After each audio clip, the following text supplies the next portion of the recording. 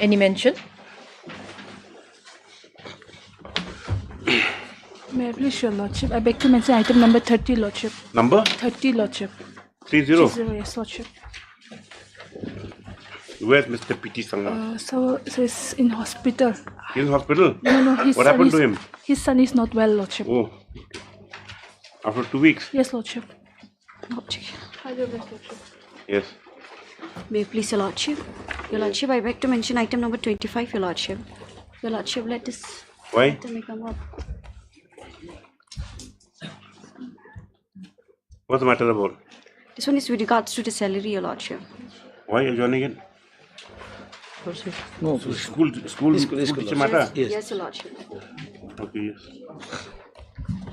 Oblige, Your Lordship.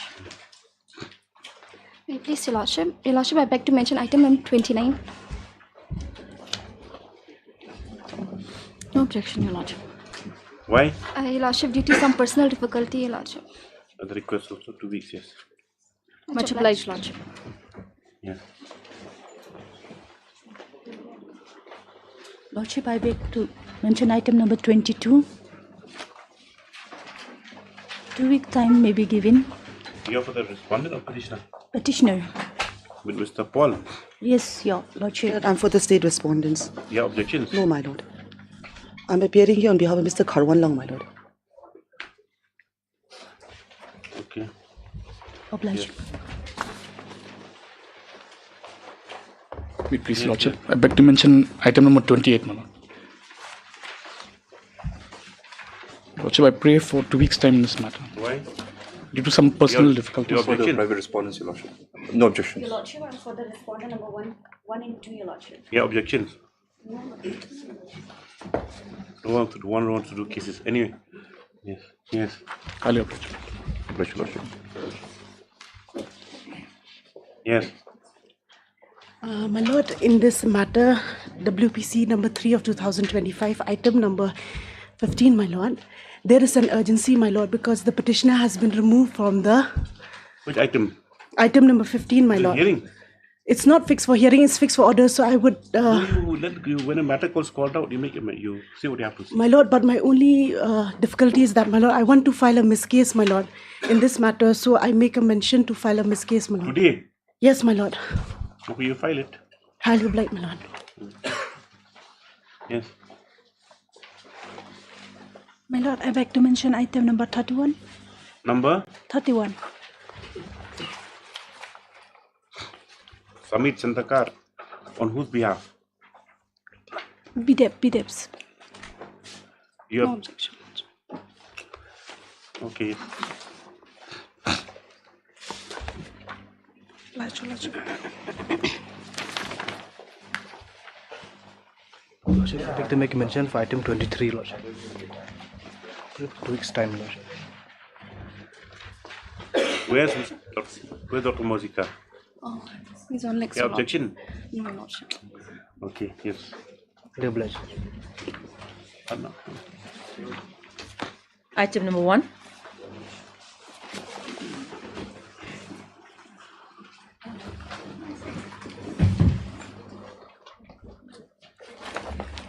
Yes. May I please, my lord. My lord, this is the issue involved in the case, my lord. It's about the creation of a new village. Petitioner before my lord is the village established and created in the year 2005. And respondent number 5 and 6 is the representative of the respondent village, who is Mautir village. Now, my lord, in fact, this is the second round of litigation on the same issue and between the same parties. On the earlier occasion, my lord, in the year 2012, the respondent, Mautir village, has filed a writ petition before this honorable court, challenging It's your respondent number? Respondent number 6 and 7. Okay, what do they want in the petition? After giving me the NOC to the petitioner to create and form a new village, which was subsequently recognized by the chief of Ramrai, the respondent number 6 and 7 filed a complaint, and then the chief refused to entertain the complaint but confirmed the creation of my village. And against that, they went for Now, they challenge the same before this honorable court. Page 36, my lord. Order of this honorable court.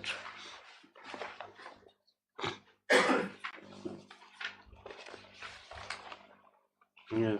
Yes, para 2, my lord. Yes.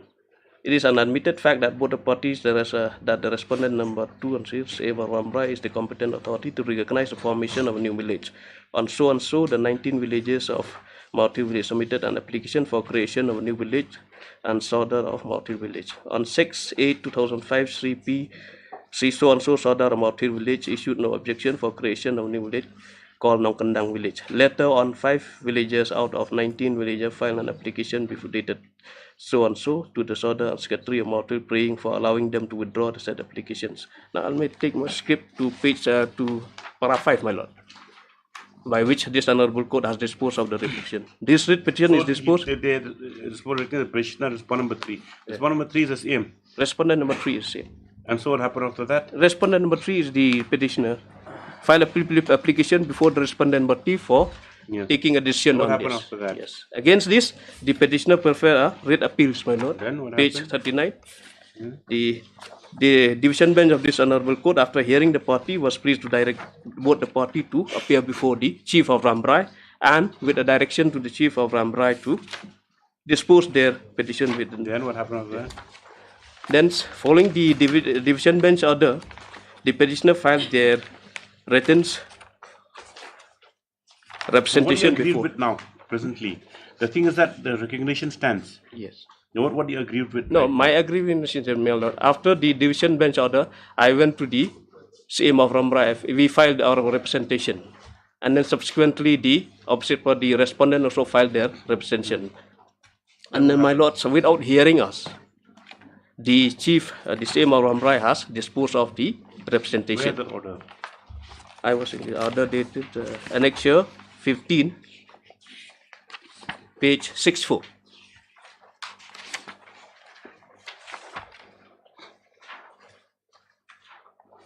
This is the one. Yes. Annexure. 29/11/2024. Yes, yes. Who typed this on top? This is a type copy, my lord. It's an English Where's the audio translation. copy? The See what Page typed on 70. top. Dear applicants have copy so and so. And then look at that 21/1. What is this? Date fixed for which copy ready for delivery.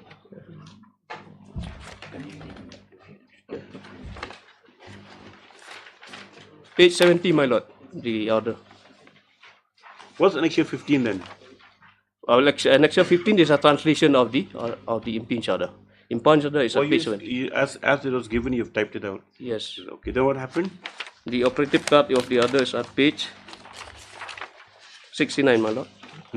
Page 69.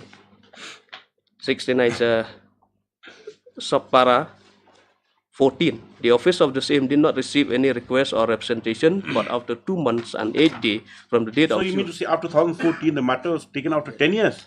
No, a matter was taken up in the year 2000. It was disposed of in the year 2016, without any notice to us, without any opportunity of being heard, despite of the fact that we have already filed our So what do representation. you do now after 10 years? Then we do not come with this order was not what Strange, the huh? Yes? Was not known to you yes, for 10 years? until the year 2024, when they filed a complaint before the Deputy Commissioner of Who Kasil. filed complaint? The respondent What is in the complaint? complained to stop implementation of any scheme in our village. Otherwise, all of for 10 years, you're operating your own village. No Yes. objection from anyone. No objection. All the schemes are being All the implemented. schemes are running smoothly, and we have What is this, implemented. but then you should go to the council. Why have you come before the High Court? And if you're going to executive committee, if this orders by the same. But I'm aggrieved of this of the deputy Where's of all the of the complaint before the deputy commissioner, my Where's lord. the complaint? Page 74. If they have order in their favor, not to your knowledge, order whatever an order stands, whether to your knowledge or not. Where's the Page no, not page 57, my lord. no, where's the impugned order where you agree with? This is impugn orders. That you said the Deputy Commissioner stopped the scheme. Where is that? No, not stop, my lord. The respondent has filed a complaint before the Deputy Commissioner asking him not to implement or not to award Yes, any Mr. scheme to Shmai. us. We have filed a show cause to that effect also. Lordship, it appears, Your Lordship, they filed a complaint and no adverse order had been taken so far by the Deputy Commissioner. So where is the cause of action, Your Lordship? Any agreement Cause of action will arise only when something has been done by the Deputy Commissioner. Let's see, let's get notice at least. If it's been heard about them, what are the orders of this court directing that they be heard also? If it might be 10 years ago. No, But Lordship, Mr. so far the two prior, Your Lordship, this is because any order passed by the same will appeal will lie before the except committee, Right. Your Lordship. So anyway, you heard Mr. S.M. Suna issue notice. Mr. Indy Shulite present accept notice on behalf of respondents number 1, 2, 3, 4, Your Lord. 1, 2, 3, and 4. Notice issue to the other remaining respondents. You're appealing for 6? 8, yes, Mr. C.T. Sangwar present on behalf of number 8. Stop.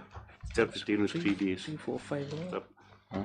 Next, for the grievance, the petitioner is with 1, 2, 3, 4. 1, 2, 3, 4. with which respondents asked not to recognize you? 6 and 7. With the grievance with the action respondents 6 and 7, who appears to have written to the Deputy Commissioner West Khasi Hills asking to stop schemes to the village wherein the petitioners of the residents stop. On a perusal of materials, it is seen that the matter has a checkered history as much as this previous litigation. Be as it may, be that it may, let status quo be maintained for the time being, yes, to the next date. This after 2 weeks.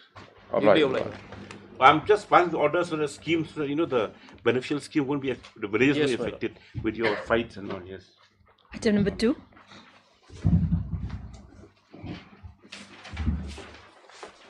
This for admission hearing. We received the affidavit filed by respondent number 3 and 5, my lord. Insofar as 4 is concerned, my lord, it is still awaited.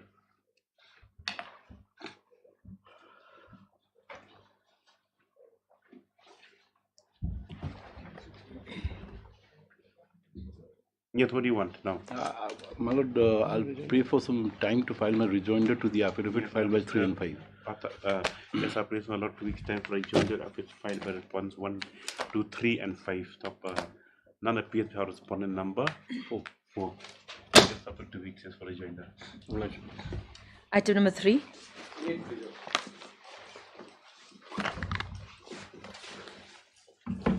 Lord, I have circulated small notes. A small note? Yes, my lord, on last date of hearing, that bullet point kind of thing, my lord. This is note on behalf of respondent. Yes, yes lordship. Lordship, kindly take the note. And the first point starts with there exists no legal right for the petitioner. Yes, my lord. To enjoin the respondent from Yes, my lord. That's a short point, my lord, which your lordships have to consider. You have to consider this aspect, my lord. Your lordship, the case is that they have exclusive right to run the central bonded warehouse. Their case is this, and their right is threatened by us by coming out with a policy of new bonded warehouse, new central bonded warehouse. My first submission is, my lord, that they have no right either under the Excise Act or under the excise rule or under central bonded warehouse rules to claim that the state cannot have the second or third or more central bonded warehouse. For that purpose, my lord, I will show section 16 of the Excise Act first, my lord. Kindly see section 16 of the Excise Act. Is there in the compilation? Yeah, it is there in the compilation. There are two compilations, my lord. One Bear Act compilation, one judgment compilation, my lord. I get the Bear Act compilation. Yeah, or your lordship may have it. The Bear Act compilation. These are judgments. Judgments. If Your one lordship give may in have hand, it. Yeah, probably. Your lordship may have it. The Bear Act compilation also, my lord. No, that is a thicker volume. Please, court master. I think kindly that give this it's not been supplied. Yes, probably. One second. Yes. So, your lordship, kindly see Section 16 of Assam Excise Act, which has been followed by us, my lord, and that Section 16 your lordship will find at page 13, my lord. At page 13, your lordship will find establishment of or licensing of distilleries, breweries, and warehouses, my lord. Kindly mark this word. The marginal note also, my lord, says that establishment or licensing of distilleries, breweries, and warehouses. The excise commissioner, with the sanction of the board, may establish a distillery in which spirit may be manufactured, my lord. D, your lordship, we are concerned with establish or license a warehouse wherein any intoxicant may be deposited and kept without payment of duty. So the power, my lord, in my humble submission, is given to the excise commissioner to establish the distilleries, breweries, and warehouses, and he can grant license, my lord. The similar license has been granted to the petitioner in this case, my lord. That license has been given. Bonded warehouse, and we have the act itself contemplates, my lord, that we have the power to do it. Then we can do it in more cases, my lord. That is the there is no bar that we will have only one bonded warehouse or more. Or for example, my lord, your lordship has seen that there are more than 40 bonded warehouse, and we have as on today now government is contemplating the another central bonded warehouse. Now the injunction which being sought that no, we have made some promissory estoppel. We have made some promise and that promise has not been fulfilled, and therefore and I couldn't see any promise, no argument on nothing on material to show any promise on my part. But be as it may, my lord, the act itself is very clear. Section 16 is clear. Now kindly see, your lordship, the rule in this regard, because if your lordship will see, 3 notes are there, my lord, in my note. If kindly read my note in conjunction with the section 16, my lord. First is that note said provision allows establishment of bonded warehouses of any kind, including central bonded warehouse, and allows the power to establish multiple bonded warehouse and central bonded warehouse. Petitioner has admitted in his affidavit dated 4th October 2021, filed in writ petition 186 of 2021, that respondent has power to create a central bonded warehouse under section 16 of the Excise Act. And third note is that under the said provision, multiple bonded warehouse have been established. Consequently, multiple CBW can also be established. Excise rules framed are not under challenge. My lord, there is no challenge to the Excise Act or rules, my lord. Now, your lordship, kindly see the Meghalaya Excise Rules Wide Notification dated also states rules shall also come into effect from the commencement of the Central Bonded Warehouse. Now, kindly see the Meghalaya Excise Amendment Act of page 179.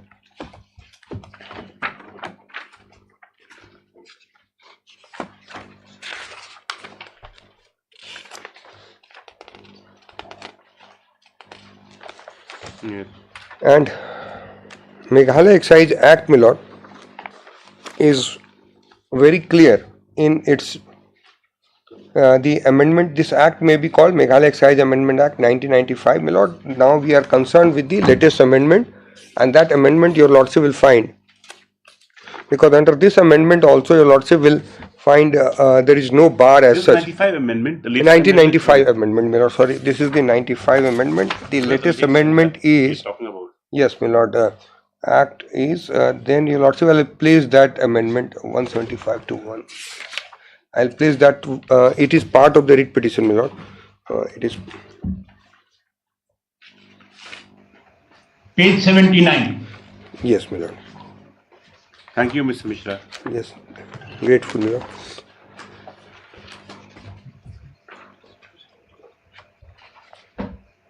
Yes, lord. So kindly see that amendment 79.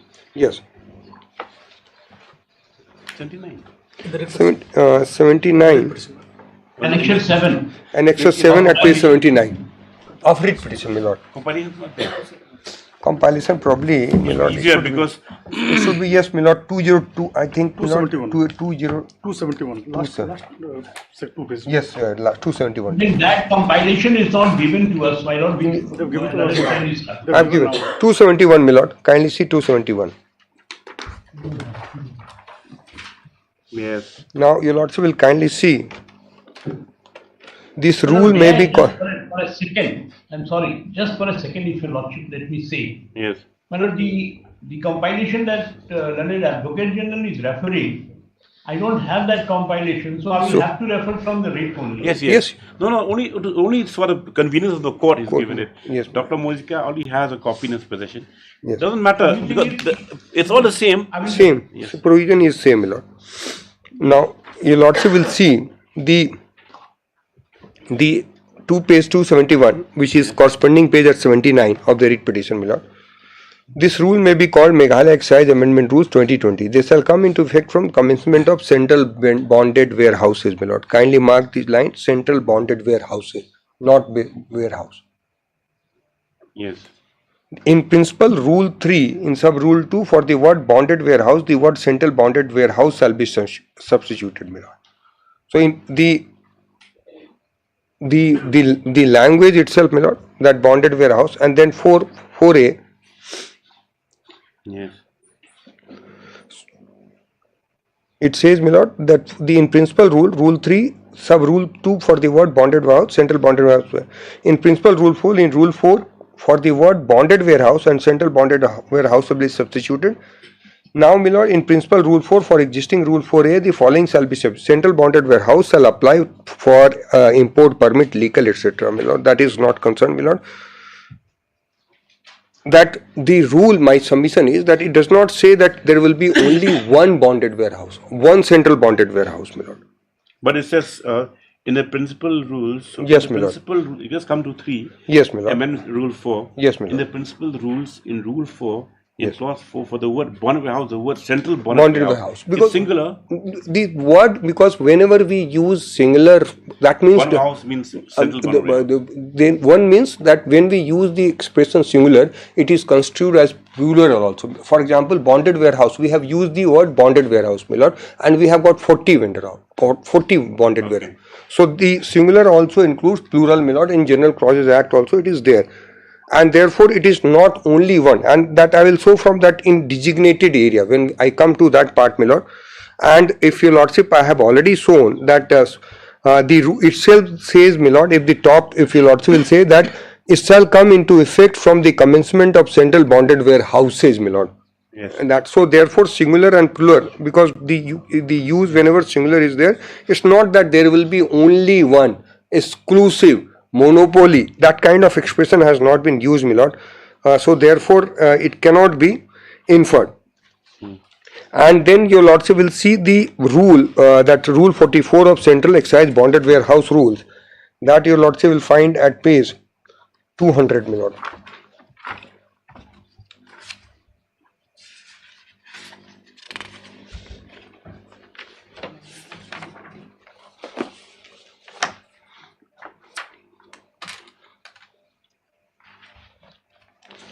Rule 44, my lord. Yes. But it says, my lord, these they are Excise Act section 16, my lord, I have shown. Excise rules I have shown. Bonded warehouse rules. And then amended bonded warehouse rule, my lord. Now 2A is, my lord, definition of that, my lord. And your lordship kindly also mark insertion of new clause small 2A, Roman 2A in Rule 2, the principle in Rule 2, after the existing clause 2, the following new clause shall be inserted, namely, small central bonded warehouse means a licensed bonded warehouse where IMFL so and so imported on prepayment of excise or ad valorem duty passed so and so for kept for eventual removal as under the existent rule. Insertion of Rule 40. Now, my lord, a license to establish and work, license for central bonded warehouse shall be granted on the following conditions. A license to establish and work a central bonded warehouse in designated area on prior approval of central government or prior approval of government shall be sued by Commissioner of Excise. Designated area is also used, my lord. So therefore, to say that only one bonded warehouse will be there, it will be causing violence to the Excise Act section 16. So it will a license to establish and work a central bonded warehouse in a designated area. That means there's an area you can identify any area, any area to be one central bonded warehouse of will be like in one district also. Will establish here one district also, or whole of the state also. That flexibility is there with the state government, my lord. So you say designated area as a keyword? Yes, my lord. Okay. Now, so therefore, I have shown three things, my lord. Under the Act, Excise Act section 16, under the excise rules I have shown, and under the central bonded warehouse rules I have shown. At no place the government has, under the Act, rules, etc., have given any kind of commitment or any kind of provision that there will be only one bonded warehouse or one central bonded warehouse throughout the state. Your lordship is aware of the fact that we have got 44 bonded warehouse. If it is read like what my friend is reading, that there will be only one bonded warehouse, then all those 44 bonded warehouse will have to go, because that is also expression used in singular, my lord. And at no place, my lord, we have given this any promise. Now, your lordship, the tender notice, now I am coming back to the tender notice. Yes, and kindly see page 31 of the writ petition. So now you finish with this. The legislation part, my lord. Now page 31, my lord. Page 30 and at 31.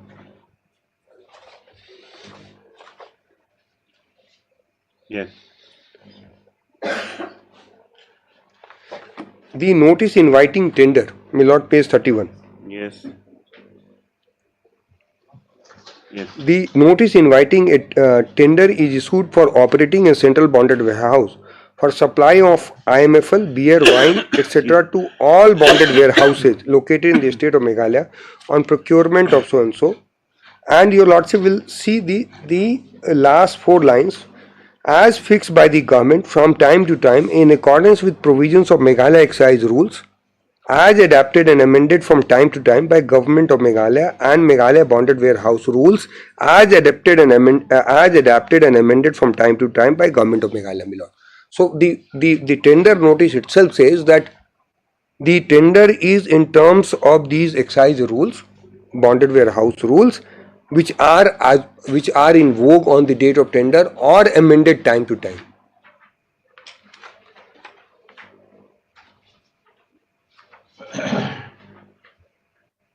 Yes. So it is my first submission is, my lord, under the existing legal regime, there is no bar in having more than one central bonded warehouse, and I can have more than one bonded warehouse. If your lordship takes a view that no, only one bonded warehouse or central bonded warehouse can be there under the Act rules, or then in that case also tender notice clearly says that the tender is being invited for the purpose of under the Act and amended time to time. So there is no promise to them that I will not amend, and the entire process is cast in stone. Entire purpose of setting up central bonded warehouse cannot, state has disabled itself from setting up more central bonded warehouse. And for the sake of argument also, my lord, assuming that there is a promise also, and then the government has decided by way of policy to have more than one central bonded warehouse, the petitioner at best will be entitled to claim of damages. Beyond that, he cannot seek injunction. From altering the policy, changing the policy. But I need not go that far, my lord. The principle is very clear. Under the Excise Act, under the rules, I have power to establish more than one bonded warehouse. I have power to establish more than one central bonded warehouse. So, and in tender also, my lord, I have said that so this will say power is inherent. Power is inherent. Yes. Power is there. Second, what I say is, Create more CPW. and I have said also in tender notice also, my lord, because what they are saying that I made certain promises to the petitioner. I did not, because in tender notice also I say that the rules are subject to amendment. My lord, if your lordship takes a view that under rule I can have only one central bonded warehouse and one bonded warehouse, but still I can amend the rules and I can make a provision. But that, in my humble submission, will be stretching the construction of the Act, rules and bonded warehouse too far when the Act itself is very clear that bonded warehouse, etc. Now, your lordship, kindly see the page 38 of the writ petition. It clearly says, my lord, page 38 of the writ petition.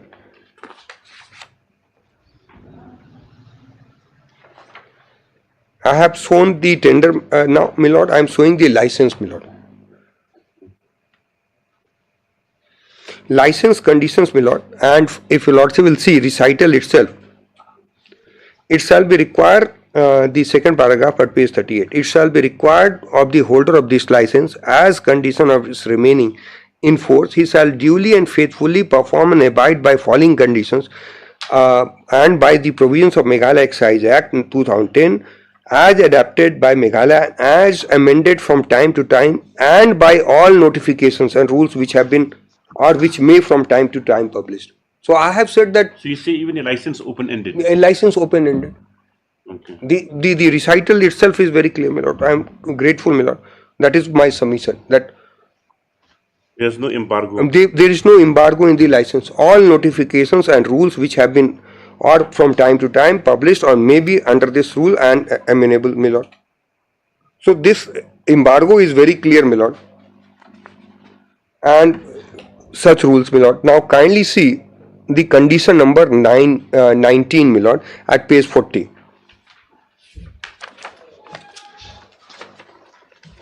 Yeah. Infraction. 19, my lord, at page 40, conditions. Infraction of any of the above condition or any of the provisions of Meghalaya Excise as amended from time to time, or any notification published or rules made thereunder so far they are applicable to licenses are subject to holder of this license is forfeiture of this license and security deposit notification of this license as well as to any penalties prescribed in laws or rules. My lord, it says in the infraction of any of the above conditions is that one condition is that he will abide by all future notifications, my lord. Recital your lordship has seen. And he challenging the power of the petitioner is challenging the power of the government to issue notification. It amounts to infraction only, my lord, in my humble submission, my lord.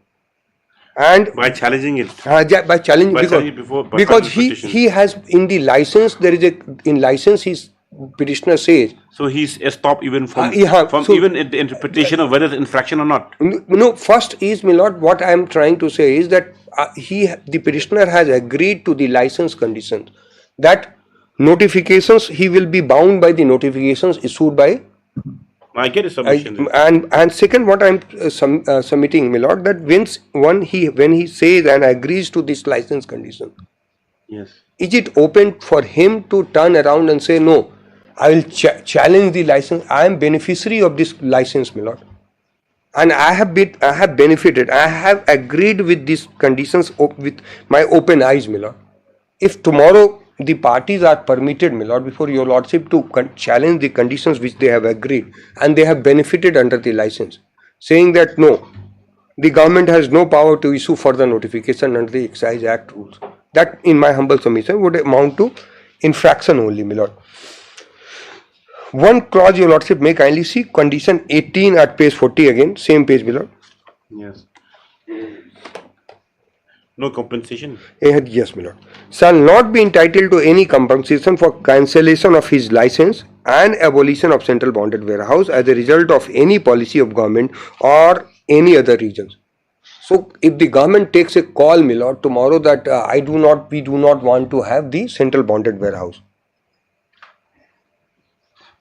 and then in that case, the petitioner has already made some certain investment, and he may be losing some revenue, he may be losing some loss, but still he says that I have no claim. With these policies and conditions are not under challenge before your lordship.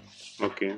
These conditions have been accepted by the petitioner, my lord, with open eyes. With so the conditions that even if orders are passed to his prejudice, also he has no recourse.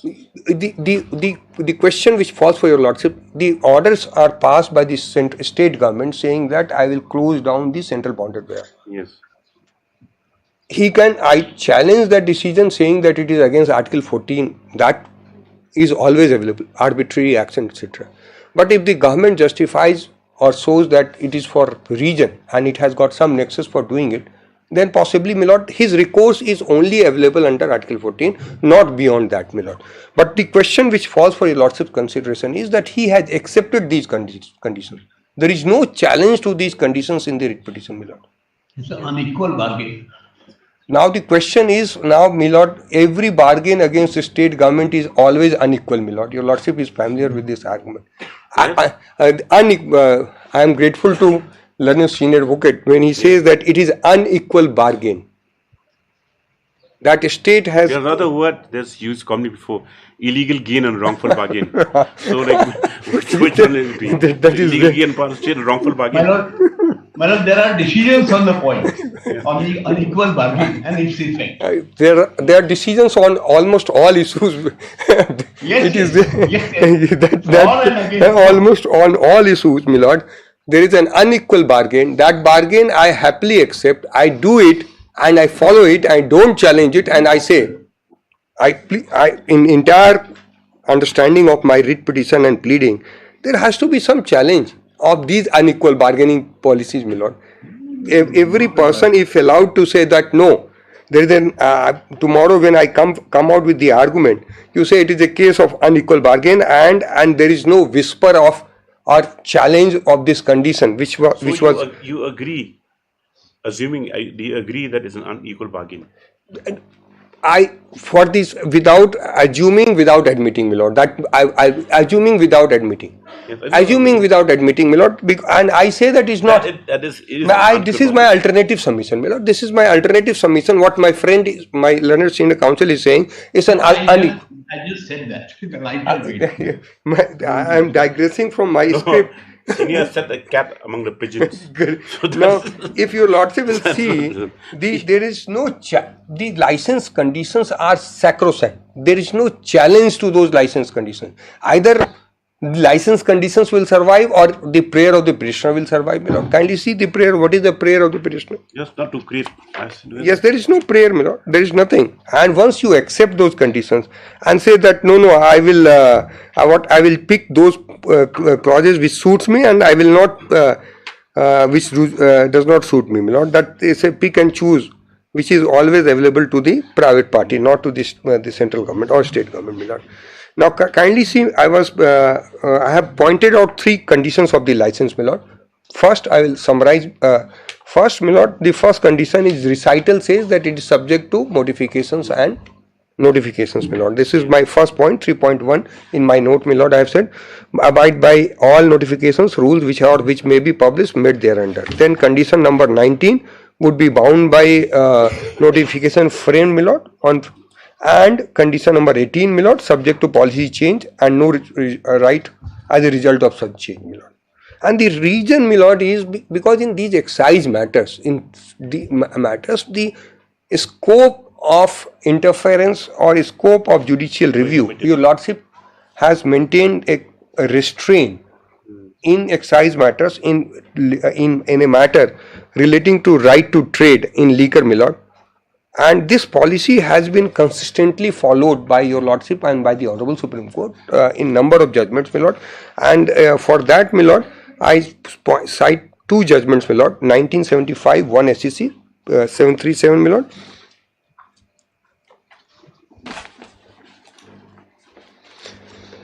Yes. And then your lordship will find that paragraph 1975. This Hari Shankar, my lord, that judgment your lordship will find page your lordship will page 22, my lord. No, Hari Shankar. Hari Shankar, my lord.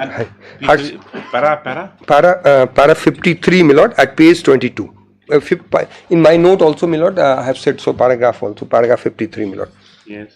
In our opinion, the true position governing the dealings in intoxicant is as stated and reflected in this constitution bench of this court in Balsara case, Kuvarji case, Kidwai's case and Nagendra case, Amar Chakravarti case and the RMDC case, as interpreted in Hari Narayan Jaiswal's case and so case. There is no fundamental right to trade or business in intoxicant. A state under this regulatory power has the right to prohibit absolutely every form of activity in relation to intoxicant and its manufacture, storage, export, import, sale and processing.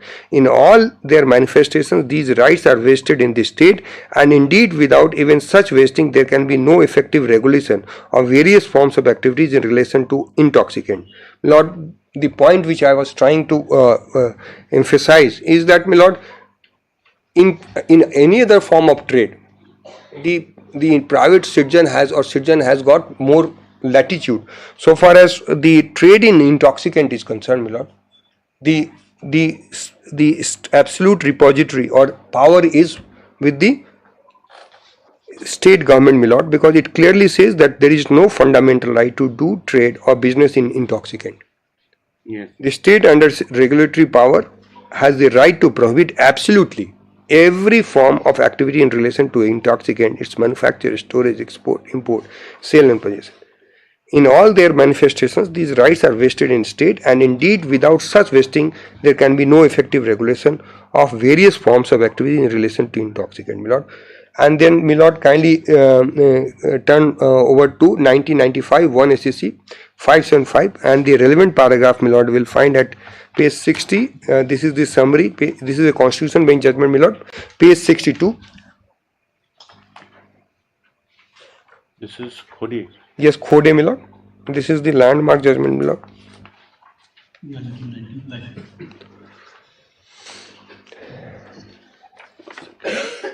1995 1 SCC 575, my lord. Yes. And the yes, my lord, constitution bench, paragraph 62, paragraph 62 at paragraph 60 at page 62, my lord.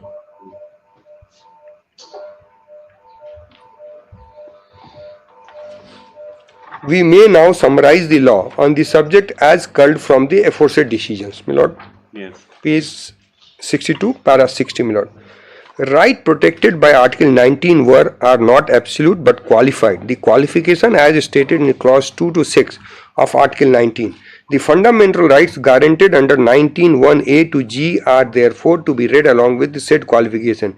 Even the right guaranteed under the Constitution of other civilized countries are not absolute but are read subject to implied limitations on them.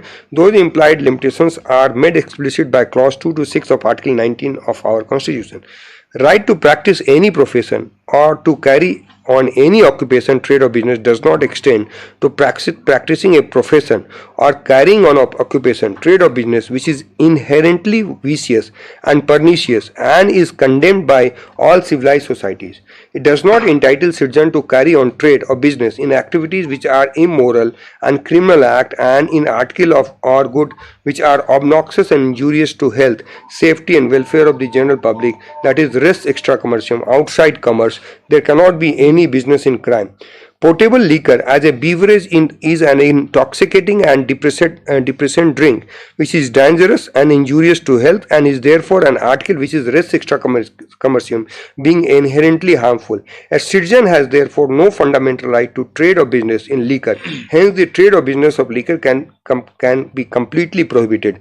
Article 47 of the Constitution considers intoxicating drinks and drugs and injurious to health and impeding the raging level of nutrition, etc. My lord, kindly see E, my lord.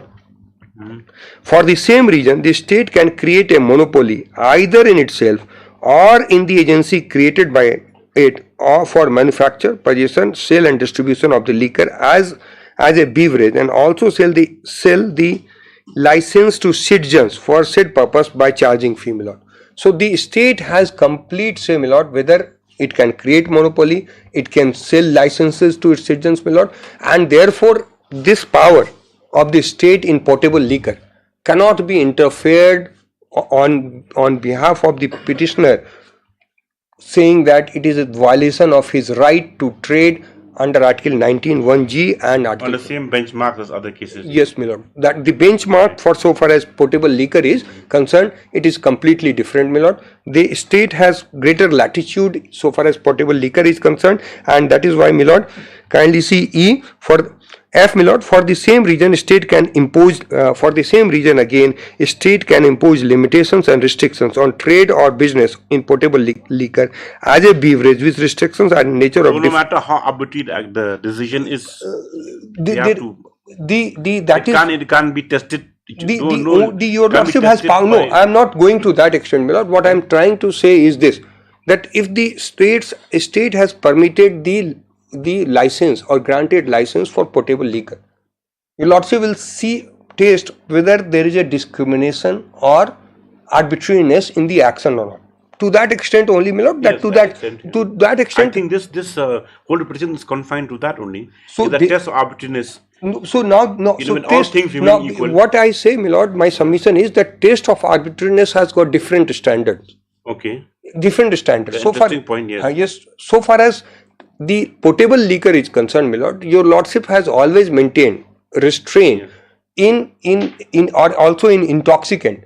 Your lordship has read has read or conferred or bestowed more power to the state when it comes to trade in intoxicant, trade in liquor, vis-a-vis any other fundamental right to trade, my lord, in other, and that is in this context, your lordship, kindly see these paragraphs, my lord.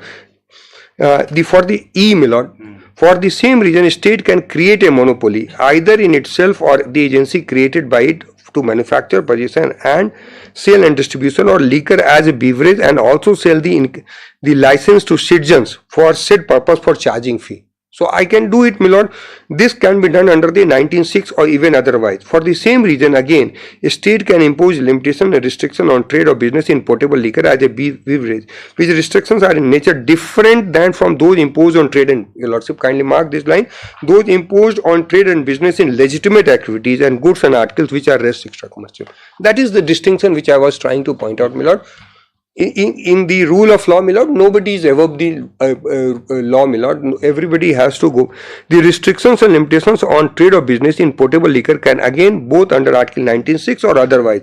Restriction and limitations can extend to state carrying on trade or business itself, to the exclusion and elimination of others, or to preserve itself the right to self-license to do trade or business in the same to others, my lord. When the state permits trade or business in potable liquor with or without limitations, citizen has right to carry on trade or business subject to limitations, my lord. It, if any, and the state cannot make discrimination between the citizens who are qualified to carry on trade or business, my lord. So, the right to carry on trade or business, my lord, G, subject to limitations, my lord. License conditions I have shown, my lord, license conditions. Those limitations are there. The petitioner has the right to carry on, but subject to limitation.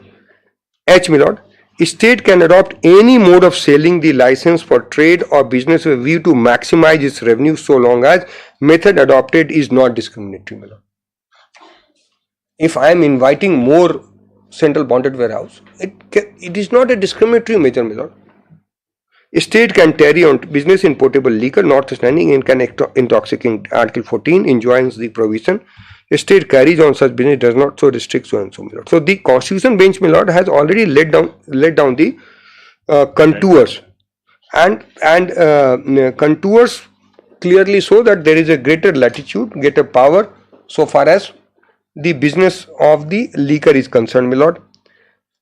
The next point, so this was on the point of, my lord, res extra commercium. I have cited two judgments, my lord. No, but it's in the context of, right of a citizen to trade in liquor, correct? Yes. In the judgment. Yes, my lord. So Yes. that's what it said. That the state can create a monopoly, or who deals with what agency it creates, yes, under the relevant law. Yes, my lord. Is there a question of, in this backdrop, in this matter? Yes, my lord. In this matter, it's purely a question of the petitioner feeling that an arbitrary decision of the state has impinged upon, their. Yes, my lord. So now what is the if the only thing is they have to yes, my lord. Have to show that it's such an extent doesn't mean process is bad in law. Yes, my That's the lord. only thing. Now, so then what petitioner comes before your lordship and complains of arbitrariness. Yes. Now arbitrariness, your lordship is examining in the context of potable liquor. Yes. What is the potable liquor? State has power to create monopoly in its favor. State has power to grant more licenses to it. Therefore the plea of arbitrariness will fall flat in view of the power which is vested with the, because arbitrariness is what, my lord? Arbitrariness is that the policy has no nexus with the object it seeks to achieve, my lord. That is what my limited understanding of Article 14 is, my lord. Yes. That a policy which has got no nexus with the object it seeks to achieve, my lord.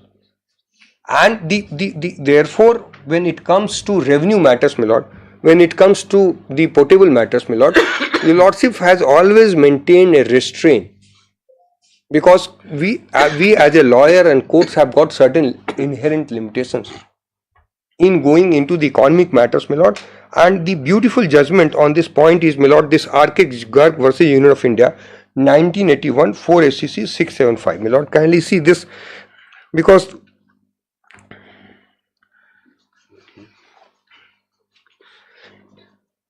that paragraph 8, my lord. That is which page? Page 83, my lord. Paragraph 8. Yes, my lord. Page 83 of this. Is this compilation, my lord? The judgment starts from page 68, my lord. Okay. And relevant paragraph is at 83, my lord. Para 8 at page 83. Yes. Para 8, right? Another rule of equal importance is that law relating to economic activities should be viewed with greater latitude than law touching civil rights such as freedom of speech, religion, etc. It has been said by no less a person than Holmes J. that the legislature should be allowed some play in joints because it has to deal with the complex problems which do not admit of solutions through any doctrinaire or straitjacket formula. And this is particularly true in the case of legislation dealing with economic matters, where, having regard to nature of problems required to be dealt with, greater play in the joints has to be allowed to the legislature. The court should feel more inclined to give judicial deference to legislative judgment in the field of economic regulation than in other areas where fundamental human rights are involved. Nowhere has this admonition has been felicitously expressed in More versus Dowd by Frankfurter J. said in his inimitable style, in the utilities, tax and economic regulations. There are good reasons for judicial self-restraint, if not judicial deference to legislative judgment. The legislature, after all, has the affirmative responsibility. Courts have only power to destroy, not to reconstruct. When these are added to the complexity of economic regulation, the uncertainty, the liability to error, the bewildering conflict of the experts, and the number of times judges have been overruled by events, self-limitation can be seen to be path to judicial wisdom and institutional prestige and instability, my lord. So my submission is, my lord, that the petitioner is completely wrong when he says that this honorable court should examine the economic wisdom of this policy of having more than one central bonded warehouse. Because that your lordship has always maintained a self-restraint, judicial self-restraint in going into the economic matters, my lord. And the principle is also reiterated since 1952, my lord. In the next judgment is T.B. Ibrahim versus RTA, my lord, and that judgment your lordship will find at page starts from 110, my lord, and the relevant paragraph is paragraph 16 at page 118, my lord. Paragraph 16 at page 118, my lord. This is T.B. Ibrahim. T.B. Ibrahim, with the judgment is para 16, my lord.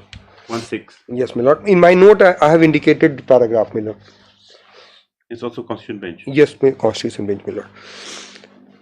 The next contention was that the order is repugnant to Article 19(1)(6) of the Constitution, according to which all citizens must have right to practice any profession or to carry on any occupation, trade or business. It cannot be denied that appellant has not been prohibited from carrying on the business of running a bus stand. Which has been prohibited is that the bus stand business or existing on the particular site being unsuitable from the point of view of public convenience. It cannot be used for picking up or setting down the passengers from the stand for outstation journeys. But there is certainly no prohibition for the bus standing being used by otherwise carrying on business from the stand into so and so. Restriction placed upon the use of bus stand for the purpose of picking up, setting down passenger to outward journey cannot be considered to be unreasonable restriction. It may be that appellant, by reason of shifting of the bus stand, has been deprived of income he used to enjoy when the bus stand was used for outward journey. My lord, his case here also, my lord, that by setting off of the another central bonded warehouse, he may be impacted economically, my lord, and that is not a fundamental right, my lord. But cannot grow when the bus stand was used for outward journey from Tanjore, but that can be no ground for contention that there has been an infringement of any fundamental right within the meaning of Article 19(g) of the Constitution. There is no fundamental right in a citizen to carry on business wherever he chooses, and his right must be subject to any reasonable restriction imposed by executive authority in the interest of public convenience. The restriction may have the effect of eliminating the use to which the stand has been put hitherto, but the restriction cannot be regarded as being unreasonable if the authority imposes such restriction had the power to do so, whether abolition of stand was conducive to it. So if I have the power to establish, my lord, more than one central bonded warehouse, my lord, the petitioner cannot come and make a grievance that no, there can be no, state has no power to do it and state cannot do it, my lord. That is also not correct, my lord, and more particularly this aspect has been dealt by the Honorable Supreme Court in State of MP versus Nandlal Jaiswal, 1986, 4 SCC 56, paragraph 34, my lord, at page 159, my lord.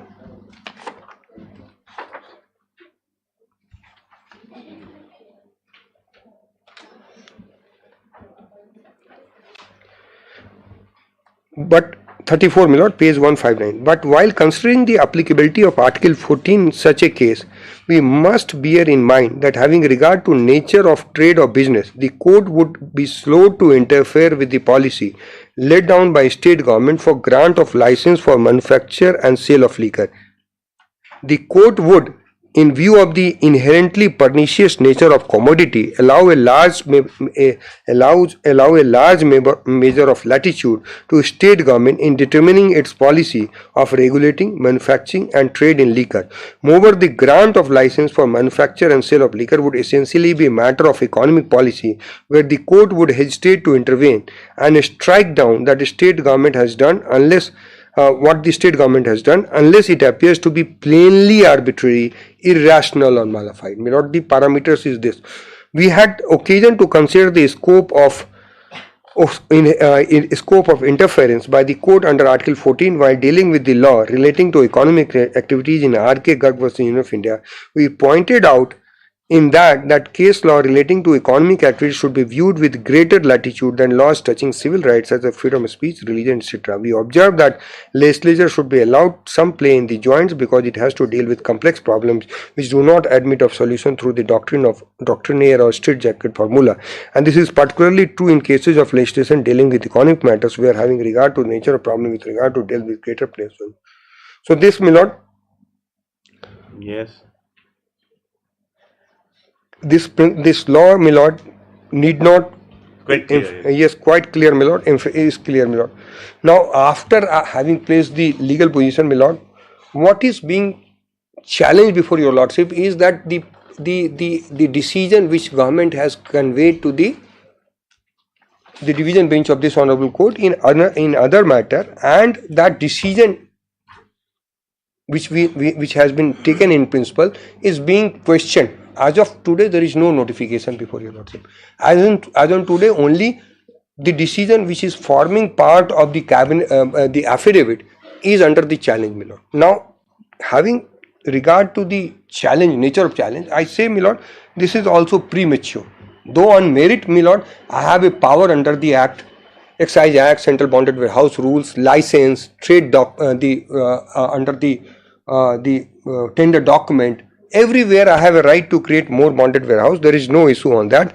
But my submission, my lord, next submission is that there does not exist any order notification establishing additional CBW. Therefore, writ is premature, my lord. Okay, that's the next point. Next point, my lord. That is 2023-10 SEC 807, my lord. That is paragraph 23. Yes, my lord. The judgment starts from page 170. At 170, and the relevant paragraph will also find at 176, paragraph 15.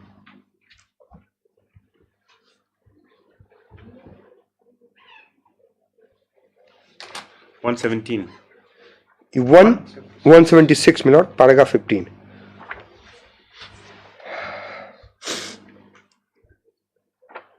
Yes. It is well settled that interdepartmental communication are in the process of consideration for our peer decision and cannot be relied upon as a basis to claim any right. Court examined the said question in a judgment reported in so and so, to hold that merely writing something on the file does not amount to an order. Before something amounts to an order of the state government, two things are necessary. First, there has to be expressed in the name of governor as required under Article 166. And second, it has to be communicated, as already no formal order modifying the decision of revenue authority has been passed. Until such order is drawn up, state government cannot in our regarded as bound to what was stated in the file. So what was stated in my affidavit, my lord, yes, that cannot be the basis to challenge before your lordship by way of writ petition, my lord. And this principle was again reiterated in the another judgment as 2019 2 SEC 660, my lord, which in the compilation the judgment starts from page 180 and the relevant paragraph, my lord, is 65, 64, 65. From page it starts from? Page the judgment starts from page 180 and 290, and relevant paragraph you also will find as page 64, page 189, paragraph 64. Paragraph 64. Yes. This takes us to the 63 says, my lord, this takes us to examine one more question which arises in this case but was not argued by any of the parties. 64, my lord. 63 is the introductory paragraph. 189, page 189. Yes, got it. Yes. This takes us to examine one more question which arises in this case but was not argued by any of the parties in these proceedings. We find that High Court, while disposing of the writ petition, also passed the following writ direction in part 20 of the writ. Since an apprehension is expressed and serious one by the petitioner, we direct that in the event of fourth respondent passes any order adverse to the petitioner, then such order shall not take effect for a period of 4 weeks from the date they are communicated to the petitioner. Since we have set aside fourth respondent interim order for the not so and so. Paragraph 65, my lord. In our considered view, High Court ought not to have issued directions of this nature. It was legally not permissible to do so. Indeed, the High Court, by issuing such directions, which are essentially passed in anticipation of the order being passed by an appellate authority, interfere with the judicial independence of appellate authority in deciding the appeal in accordance with law. It is the sole discretion of the appellate authority under the Act to decide the appeal based on the facts involved in the appeal and legal provisions which eventually result in passing judicial order. No higher court can pass such directions merely on anticipation of an order being passed by an appellate authority. It is only after order is passed that the aggrieved person has a legal right to take recourse to a legal remedy available in law against such order by the approaching the higher forum and pray for grant of appropriate relief against the such order. This stage in this case is yet to arrive. High Court should not have therefore preempted the passing of any order of the appellate authority while deciding the petition. It is well settled law that court can stay or quash only those orders which are impugned in the list before it. A fortiori, the court cannot stay or quash the order in anticipation before they are passed. We cannot therefore uphold such writ direction issued by the High Court, my lord. My submission is, my lord, that the apprehension, because I have a power under the Excise Act, Central Bonded Warehouse Rules, and under the excise rules to pass the order, my lord. and that power cannot, in anticipation of that the order will be passed, and therefore the writ is maintainable, my lord. In my humble submission, my lord, writ for that purpose is not maintainable, my lord. And if you lordship will see the another judgment of Karnataka High Court also, my lord, which is at page 2020, Kerala High Court judgment, and that is at page your lordship 191. It starts, and Hamzad Ali, my lord, by Justice C.T. Ravi Kumar, as he then was, my lord, in paragraph 4 at page 191. To answer the said question, it is only apposite to refer to a decision of the Honorable Court in Manish versus Excise reported in so and so. In the said decision, Apex Court, while deprecating the judgment carrying certain directions suit in a writ filed apprehending issuance of an adverse order by an appellate authority, held that High Court should not have preempted the passing of an adverse order by an authority, and further held that settled position is that court could stay or quash only those orders which are impugned in the list before it, and in other words, only an order is actually passed that will be available for challenge, and writ petition founded on only on an apprehension shall not be maintained in 26. Certainly, this court will not be justified in passing an order not to execute the detention order when the petitioner will not so and so and so on. So this is the matter, my lord. If your lordship will kindly see para 7, my lord, of my note.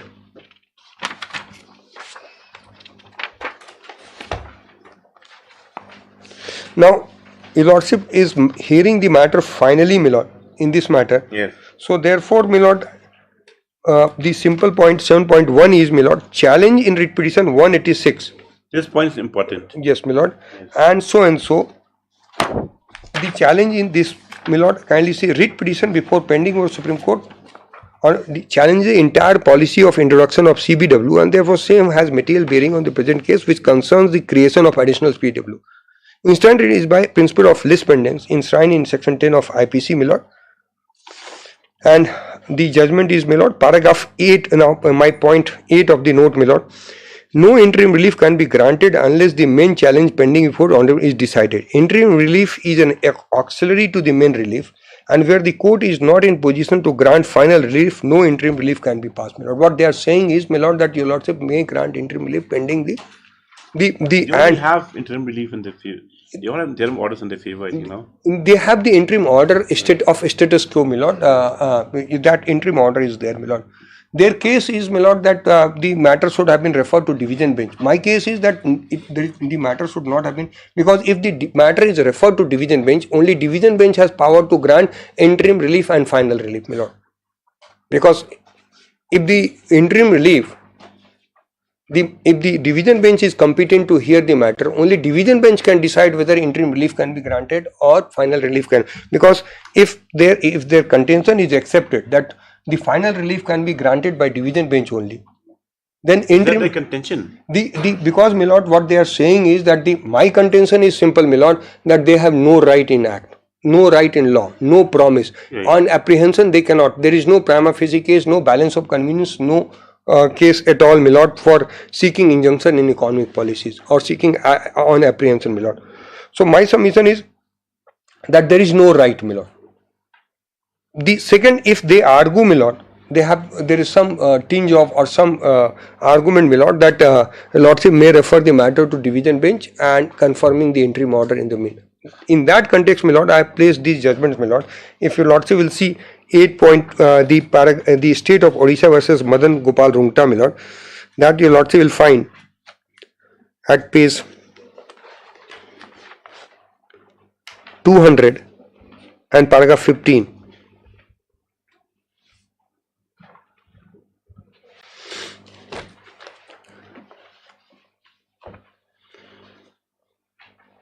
If the paragraph 15, in our opinion, no, page 200 at 206, my lord, relevant part.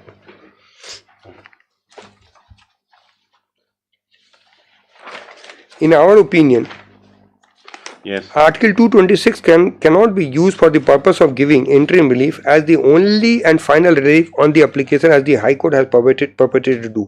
Directions have been given here only to circumvent the provision of Section 80 of CPC, Code of Civil Procedure Code. In our opinion, that is not the scope of 226. An interim relief can be granted only in aid and as ancillary to main relief, which may be available to the party on final determination of his right in suit or proceeding.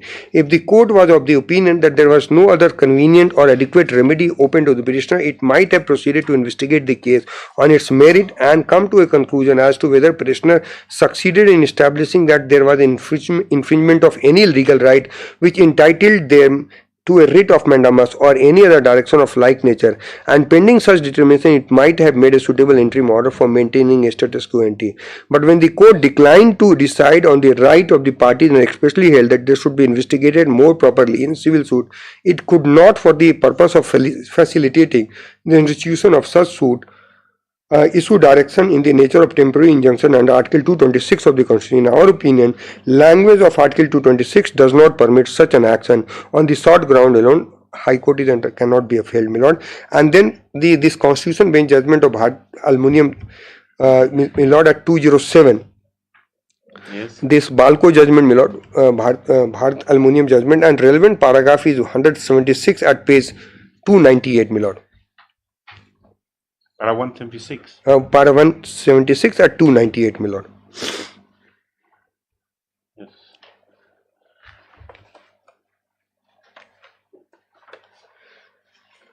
In state of Odisha versus Madan Gopal Rungta, this court held an interim relief can be granted only in aid of an ancillary to the main relief which may be available to the party on final determination of his right in a suit or proceeding. Following this above Constitution bench, this court in Cotton Corporation versus United Industrial Bank held, but power to grant temporary injunction was conferred in aid or auxiliary to the final relief that may be granted. If the final relief cannot be granted in terms as prayed for, temporary relief in the same term can hardly if ever be granted. In state of Odisha versus Madan Gopal Rungta, a constitution bench of this court clearly spelled out the contours within which interim relief can be granted. The court said an interim relief can be granted only in aid of and ancillary to the main relief which may be available to the party on final determination so and so. If this be the purpose to achieve which the power to grant temporary relief is conferred, it is inconceivable that where the final relief cannot be granted in terms sought for because the statute bars granting such relief ipso facto temporary relief so and so. Legal position is reiterated in Ashok Lingala versus State of Karnataka. In matters pertaining to arbitration, suit would also be barred under so and so, my lord. The 180 is a kind of Mareva injunction, my lord. The claim for a Mareva injunction in somewhat similar circumstances came up for consideration in England before the House of Lords in C.C. Khanna versus Disto Company. In this case, cargo owners had a claim against Panamanian company. The dispute had no connection with England. Defendant's only ship had sunk and there were insurance proceeds in England to which the defendant was entitled to. Cargo owner sought a leave to serve the writ on the defendant under the arrest order so and so, granted leave in the same and granted injunction in terms of so and so. Subsequently, these issues, my lord, therefore it is a kind of Mareva injunction which they are asking for, my lord, which is not permissible, my lord. Not hearing on interim, my lord. I don't know how this is relevant. Because there is an interim order, my lord. I am asking for there is the matter finally. This is then, my lord. I am very happy if your lordship. Then your lordship kindly see the writ is also not maintainable. Why? Now Because first this is paragraph 9, the paragraph 9 of now premature for reasons that is one aspect of the matter. If your lordship kindly see point 9 of my note, my lord. Yes. The petitioner is a partnership and does not have fundamental right to trade under Article 19. 19G is available only to citizen and to none others, my lord. Is a partnership? It's a partnership form. If your lordship will see the petitioner, my lord. The memo parties, my lord. So therefore, writ at the behest of juristic entity is not maintainable, my lord. And there these three judgments, my lord, this position of law is well settled, my lord. I need not trouble your lordship. Kindly just take note. State Trading Corporations versus AIR. These are the Constitution bench judgment, my lord. Then TN Legislative Assembly also, International Spirit and Wine matter also, my lord. Only your lordship kindly see point 9.3, my lord, of that judgment of Justice K.M. Joseph, my lord, at point 9.3, and then your lordship will find that judgment at paragraph 46 at 477, my lord. 477 of the compilation.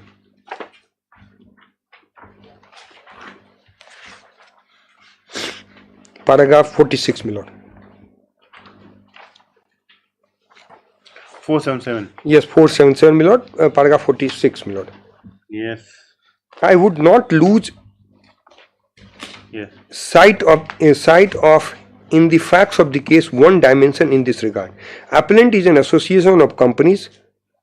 Article 19 provides for various fundamental freedoms. However, unlike Article 14 and 21, these freedoms are not conferred on non-citizens. In other words, Article 19 is confined to citizens. It is well settled that company through juristic person, not being a natural person, is not a citizen within the meaning of Article 19. The writ is filed without joining any shareholder who is citizen. I would also take the view that therefore Reliance Press may not be whole good.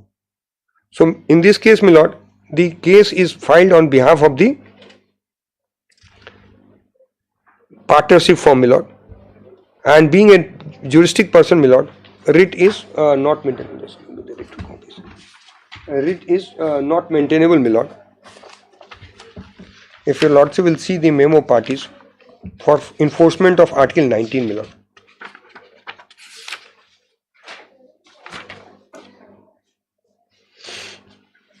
Your lordship will find memo parties at pair 4, my lord, of the writ petition.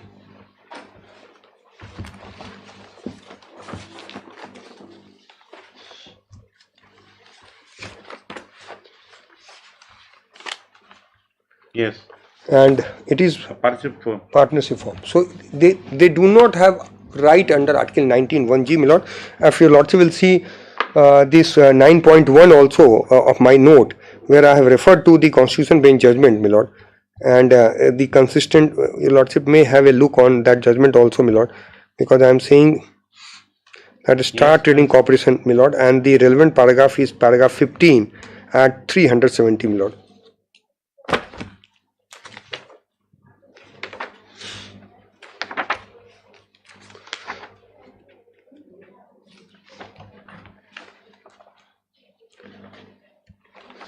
Paragraph 15, my lord, at 300. We have already referred in general terms to those provisions of the Constitution. Where are you reading from? I am reading page 370 at 370, my lord, of the judgment starts from 360 and the paragraph 15 at 370, my lord. At the foot of the page of 370, my lord, at the bottom of the page, paragraph 15 is there. We have already referred in general terms to 317 compilation. Compilation. Compilation, judgment compilation. Page 317. 370, my lord, sorry, 370.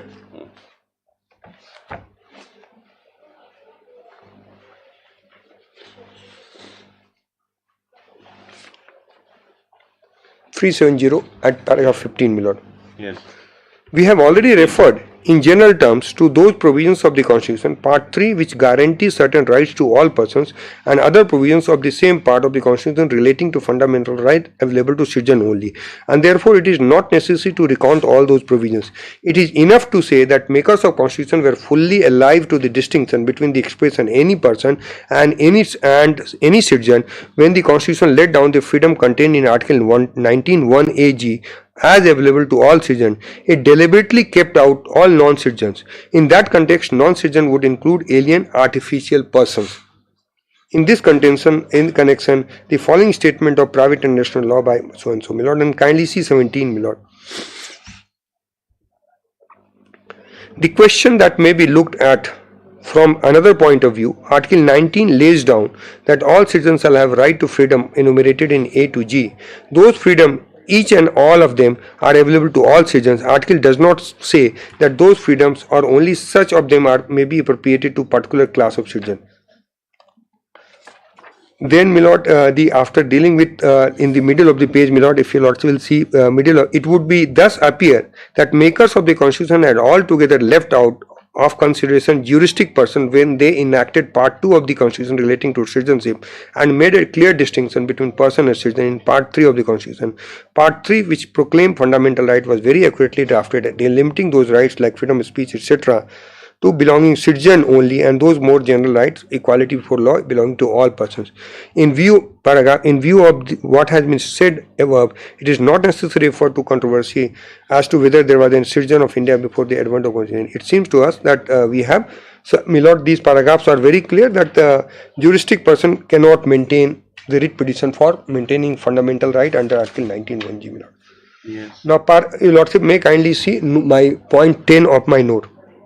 Their case is, my lord, of promissory estoppel is in the present case. First point is, my lord, firstly, there cannot be any promissory estoppel against law which permits respondent to create multiple CBWs, my lord.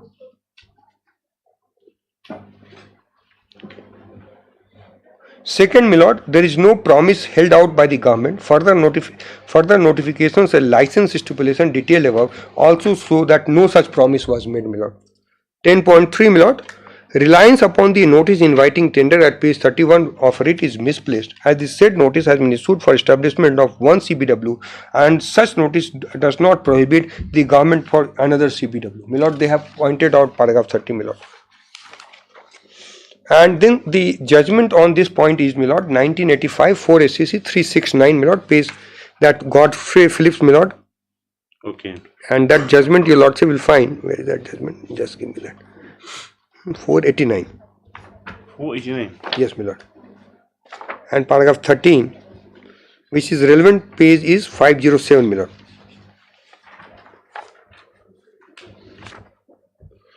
Paragraph 13 at 507, my lord. Paragraph 13 at the bottom. Yes. Of course. Of course, we must make it clear and that is also laid down in Motilal Sugar Mill. There can be no promissory estoppel against the legislature in the exercise of legislative function, nor can the government or public authorities be debarred by promissory estoppel for enforcing a statutory prohibition. It is equally true that the promissory estoppel cannot be used to compel the government or a public authority to carry out a representation or promise which is contrary to law or which was outside the authority or power of the officer of the government or of the public authority to make. We may also point out the doctrine of promissory estoppel being an equitable document, it must yield when the equity so requires.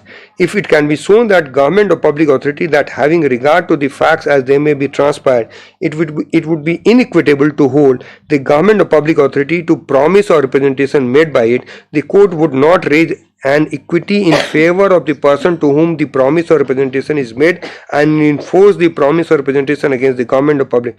Doctrine of promissory estoppel would be displaced in such a case because on the facts equity would not require that government or public authority should be held bound by promise or representation made by. This aspect has been dealt fully in Motilal Sugar. So there are two aspects, my lord, in promissory estoppel. One, that there can be no promissory estoppel against the legislative decisions, or the second, my lord, if there is a representation also promissory estoppel, but if it is against the equity or if it is against the public welfare, my lord, then also your lordship will not enforce promissory estoppel, because having more than one central bonded warehouse will definitely augment the availability of liquor. It will definitely augment the revenue, my lord, and it is beneficial to general public also, my lord. So therefore, in equity also it cannot be done, my lord. Now I have prepared a short note, my lord, of the judgments, one page short notes, my lord, that is the last page. I will read from this only, your lordship kindly see 11.1. These judgments have been relied by learned senior counsels, my lord, before your lordship. First, 11.1, my lord, that is the judgment of India Thermal Power versus State of MP, my lord. Yes. The said judgment is inapplicable inasmuch as there is no alteration to the conditions of license of petitioner. On the other hand, license specifically provides condition 17 and 19 that petitioner shall abide by Government Excise Act rules and all notifications rules which have been or which may be published or made thereunder. So this judgment is not applicable, my lord, because there is no such. Then 11.2, Gopa Kumar B. Nair versus the such judgment is passed in facts concerning quashing petition. Said judgment did not consider the fact or situation where a similar question is pending consideration before larger bench as in the instant case. Third, my lord, 11.3, that Dr. Shah Faisal, the said judgment supports the contention that present matter may be referred to in as much as any judgment High Court this may lead to inconsistency. My lord, this judgment is Then 11.4, my lord, official liquidator. The state judgment has been relied on to state that single judge is not subordinate to division bench. It is submitted that order passed in the said case is not applicable in state directions being passed by division bench to single judge, which is not the case here, my lord. 11.5, my lord, DAV college. The said judgment is inapplicable to the facts of the present. In the instant case, neither any fundamental right nor the same stands were threatened. The case therein related to challenge to constitutional validity of certain provisions, which also do also not here, and the petition has been preferred based on anticipatory executive action. 11.6, my lord, Om Prakash Srivastava versus so and so. The said judgment is distinguishable as in the present case there is no actual injury or threat thereof to petitioner. Even the petitioner fails to establish there is any infringement or threat to infringement, my lord. So, in my submission, my lord, my crux of my argument is, my lord, that under the Excise Act, under there is no right, nothing is, and there is no arbitrariness, my lord. Under the tender conditions also there is nothing, my lord, and therefore, my lord, this writ petition should be dismissed with the exemplary cost. So it is not maintainable, is premature. Barred by law, no right. Restrict your powers. Yeah, and yes, amend or to pass any orders and in future also, my lord. If it is like saying that I can't amend my own rules, and by them challenging this, yes, my lord, the conditions which they've already accepted, not infraction. Yes, my lord. That's my sum and substance of my argument, my lord. I'm grateful, my lord. Any reply, Mr. Mishra? We can close. I'll reply.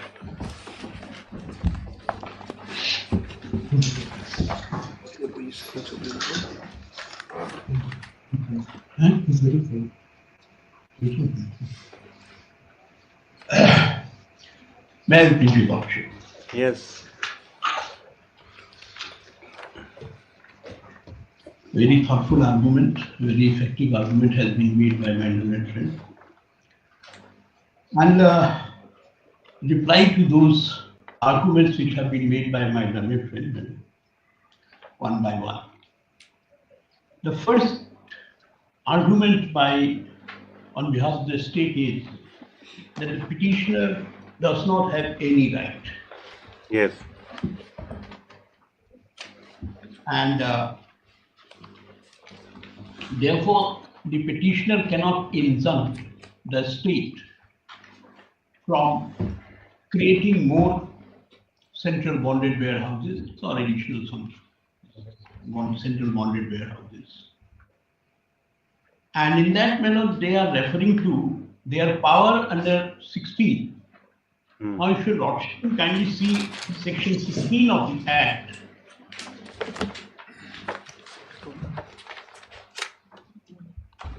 Yes. So, section 16 of the Act, my lord, it starts.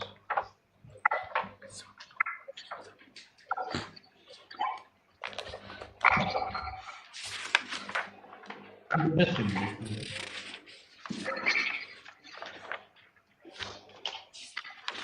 Establishment of license of distillery, breweries, and warehouses. So here the word plural is used. Then if your lordship will go to D. Yes, establishment or license. Yes. Wherein an intoxicant may be deposited and kept without payment of duty.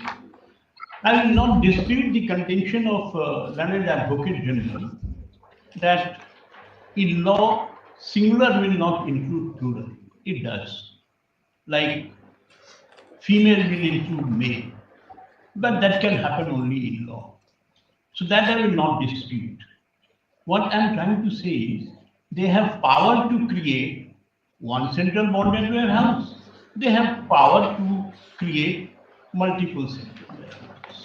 And in fact, if your lordship will see, they had earlier, as the Advocate General has just said, 45 bonded warehouses.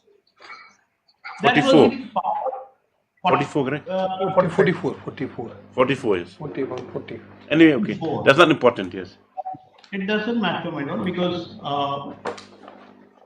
what I have is, but it doesn't matter whether it is 44 or 45, because if your lordship will look at the paper book, my lord, at page 167, paper book at page 167,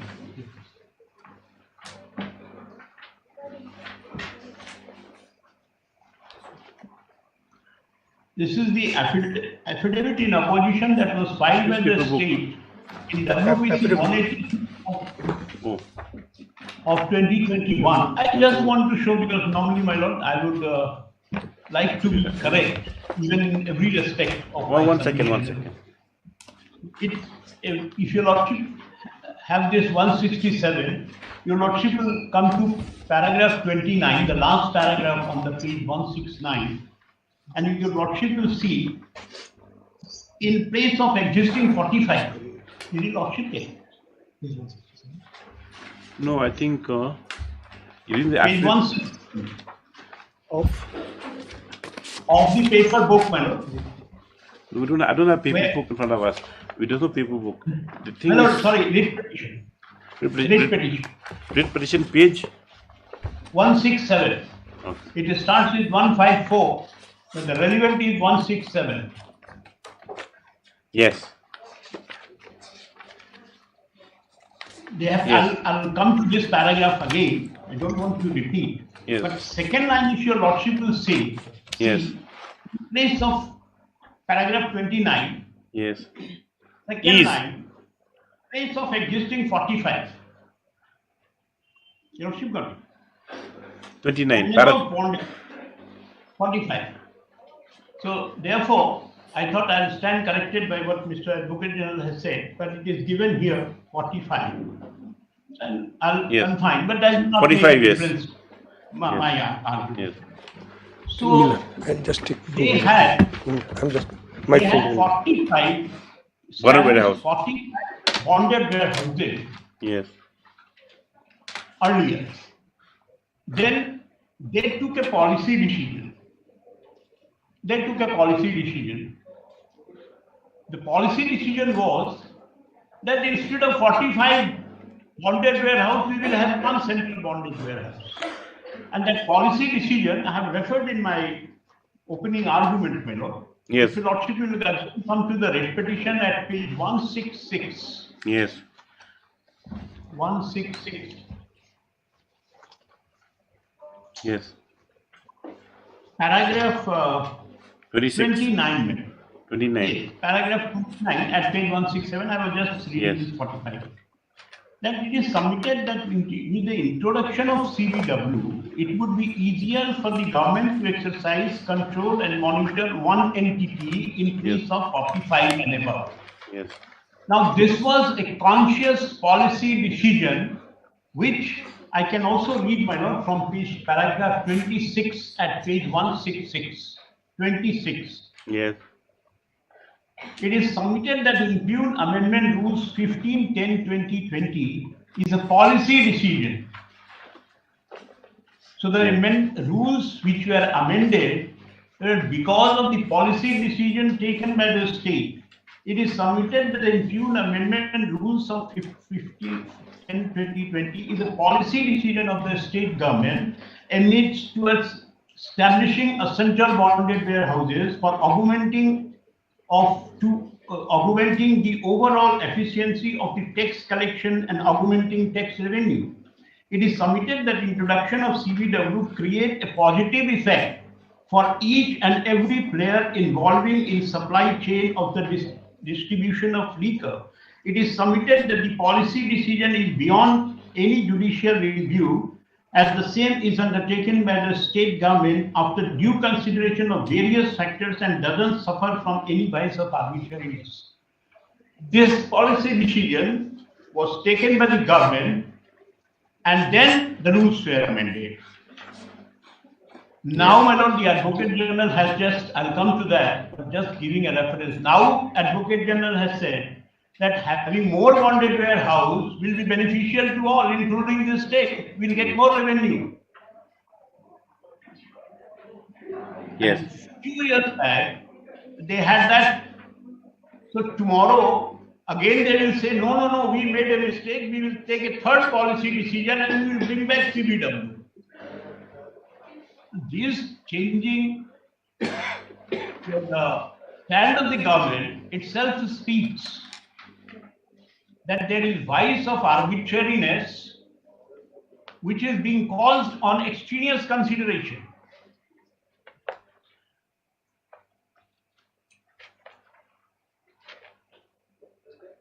Yes. Extraneous consideration could be anything. How your lordship will see how the government functions. Today I'll approach. I have a friend in the higher ups. They will change the policy decision, and they will say, look at the act and the rules. We have power, so we have done it.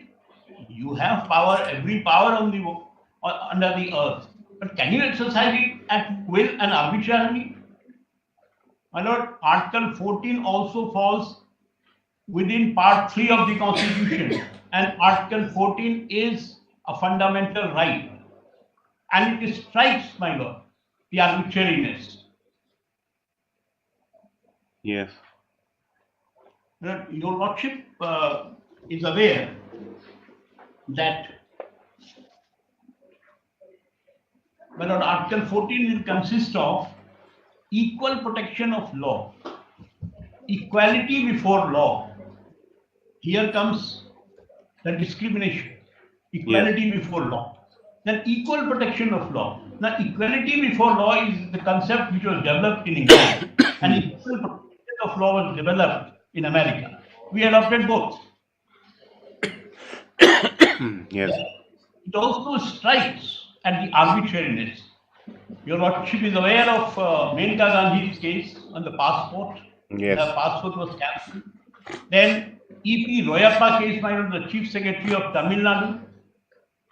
There, Article 14, all aspects of Article 14 have been discussed, laid down. Yeah. My lord, has been discussed and laid down. So, my lord, I was saying, they have taken policy decision and amended the rules, because without amending the rules, they could not have provided for central bonded warehouse, because they were bonded warehouses. Yes. Now, your lordship, kindly come to Meghalaya Excise 3rd Amendment Rules 2020, which your lordship will find at page 79.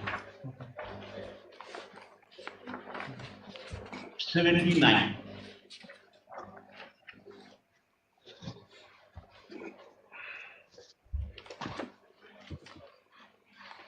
Yes.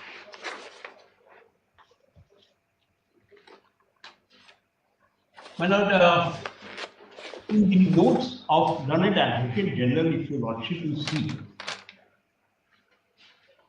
my lord, they are by referring to sub-rule 2 of rule 1 of the Meghalaya excise rules, the Learned Advocate General laid in emphasis that, look, central bonded warehouses word is mentioned and not house. It is in the note, you know. I'll just keep below. Okay.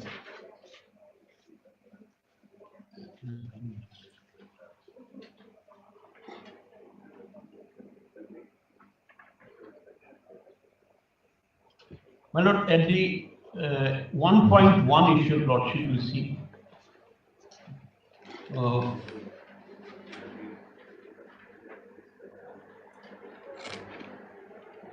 Section 16 of Meghalaya Excise Act, the heading of section itself provides establishment or licensing of distillery, breweries, warehouses. Warehouses have been, my lord, highlighted. Then your lordship will come to 1.2, which I was referring to.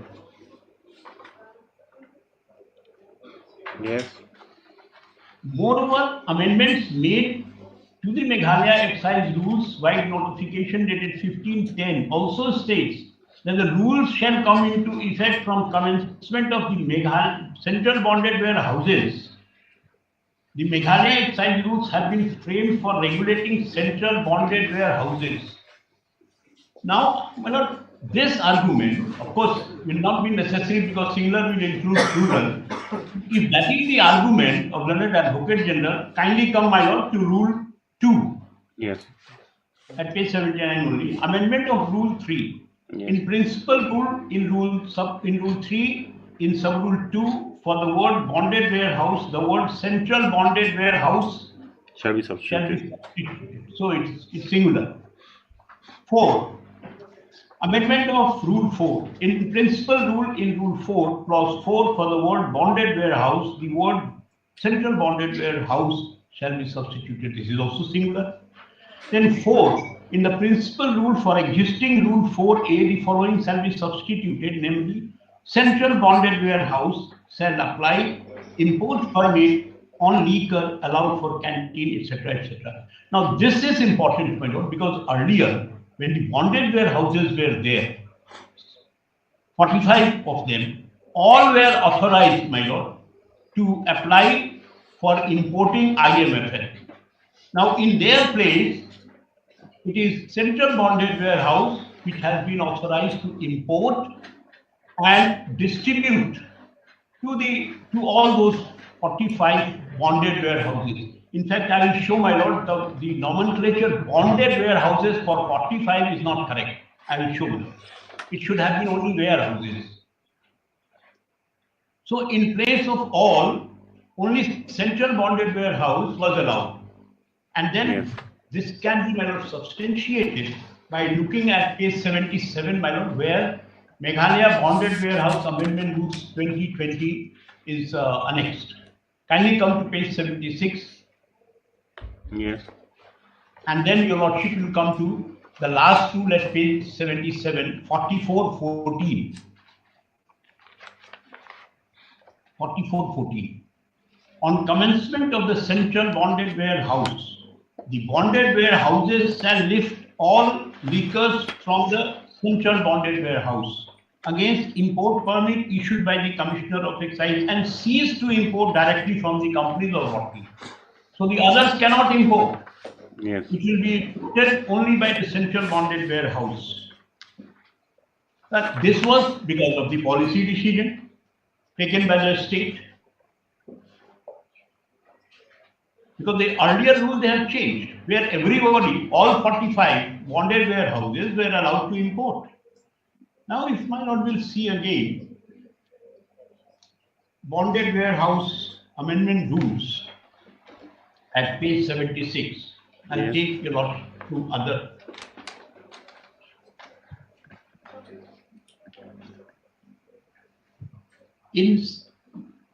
I'm reading, my lord, Rule 2. Insertion of new clause, Roman 2A in Rule 2.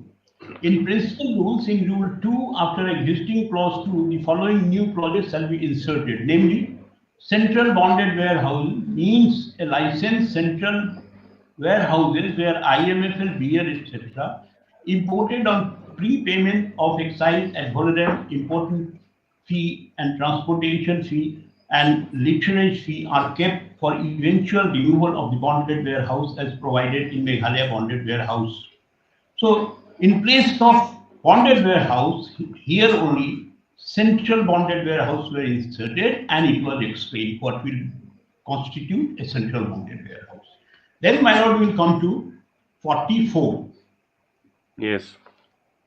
Now, 44 only relevant one I will show, my lord. The first one I will come when I go to the designated area. 44 2 your lordship will see. 44.1 is designated area. My lord? 44.1 I'll come to that only. I'll come to that. Now, my lord, what is designated area? Yes. Your lordship will see the notes first. What the learned advocate general is saying about designated area. Kindly come to his note, my lord, at paragraph 1.4. Yes. Para 1.4. Rule 44 of the Meghalaya Excise Bonded Warehouse Rules 1965, as adopted, dated so and so, provide that Commissioner Excise, on prior approval of the government, has power to establish a central bonded warehouse, kindly mark it, in respect of designated area, as if they already have designated area. And this bonded warehouse will be in one part of the designated area. Whether the rule says that, I'll read it out, my lord. 44.1. Yes. 44(1) says license to establish and work a central bonded warehouse in designated area, not in respect of designated area. Because if you say in respect of designated area, it gives an entirely different meaning. Well, the provision of the statute, nothing can be added or subtracted from the provision of the statute. If it is required to be read down, only your lordships can do, not the state. So in place of in the designated area, what is being used is in respect of designated area. And again, I will substantiate what I am saying by referring to the tender document.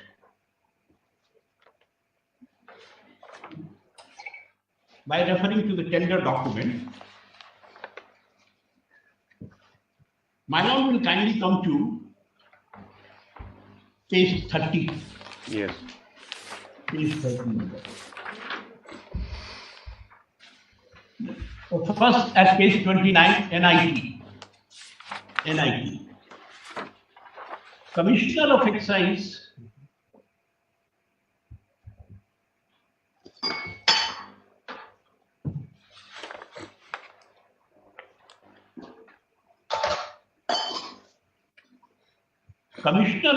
Meghalaya Shillong invites tender from interesting individual partnership firm companies dealing in liquor trade from within the state of Meghalaya for operating a central bonded warehouse for supply of IMFL, beer, wine, etc. to all bonded warehouses located in the state. Now this also, because of the policy decision taken by the government that there will be single entity who will be importing and supplying the IMFL, etc. to the bonded warehouse.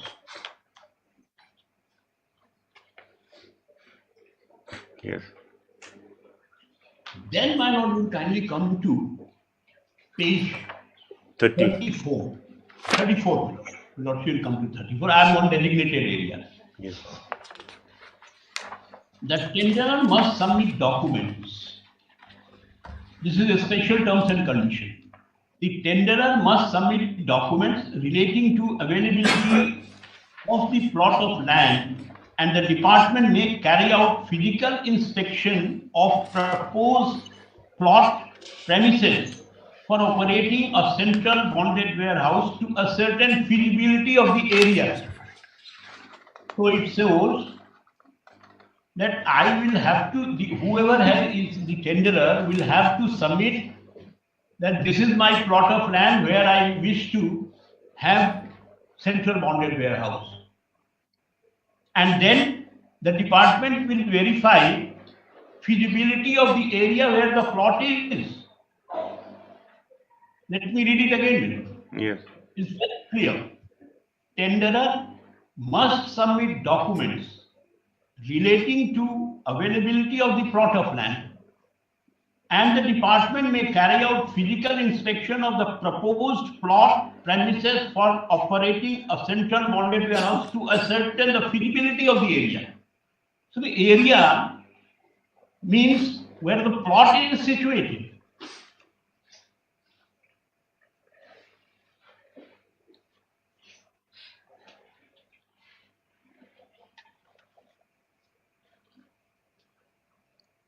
Yes. Then your lordship will come to the previous page, page 33.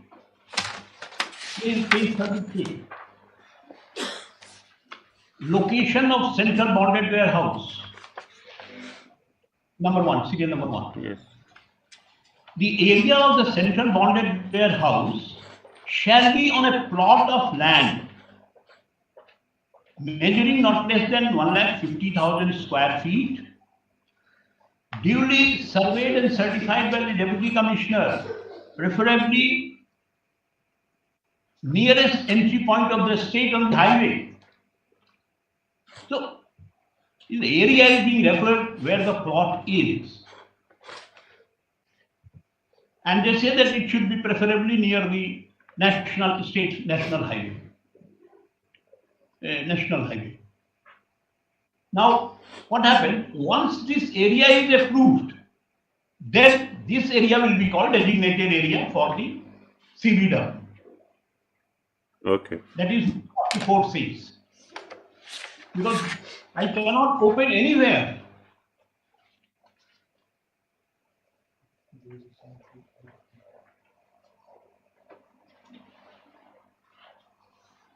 No, you mean that is the area, but does that mean that you can't have one, suppose, the areas for, like in a B, you can't have in place A and transport it there? Does it mean that, because availability says that you should have a premises or area measuring a plot of land measuring 1.5 lakh square feet, yes. fully developed for use as but that is not the designated area. That will be the area where the CBW will be established and where operates. That's right. That has nothing to do with jurisdiction. Yes. Because jurisdiction is mentioned in 44.8. Well, not just one thing, that 44.1, Your Lordship. Yes. License for central warehouse shall be granted on the following conditions. A license to establish and work a central bonded house in designated area on prior approval. So once the plot of land, wherever it is situated, is approved by the government, that will be designated area. And why? Because, my lord, there will be an office of the excise department there. And under the terms of license, the CBW is obliged to provide them all facilities. So they will have to see. I cannot, my lord, the licensee cannot have CBW at any place of his choice. It is, he will offer the plot and then it will be decided whether it is feasible or not. Then only they will permit. So designated area has nothing to do with jurisdiction. That since it is designated area, we can establish more CBW in designated area. Because the jurisdiction is very clear. And jurisdiction is, my lord, first, I have already referred to 14. Your lordship will see at page 77, rule 44.7. 44.7, 8. 44.8. The central bonded warehouse shall be eligible to supply only to the bonded warehouses located in the state. Yeah. So entire bonded warehouse I am supplying under these rules. Then my lord will see 10. My lord will see 10.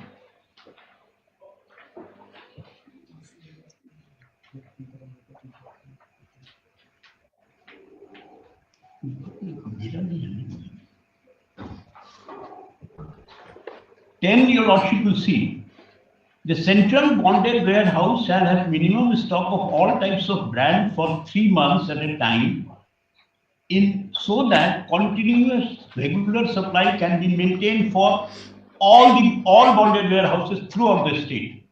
So this is the jurisdiction in which the central bonded warehouse will work. I'll come to this rule later when I deal with the other point. But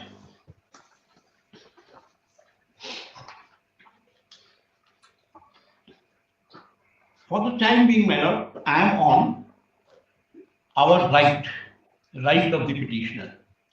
So the right of the petitioner to invoke Article 14. Yes. My lord? No, to invoke great jurisdiction. Yes, please continue. Yes. Yes. My lord, so the right of the petitioner flows from policy decision taken by the government, which has been reflected in the government affidavit of 28/9/2021 at page 154, annexure 16. This, my right, flows from this, where the government took a policy decision to have only one central bonded warehouse, which shall import and supply to other bonded warehouses. Then, my right flows from Meghalaya Excise 3rd Amendment Rules 2020, especially Rule 4, capital A.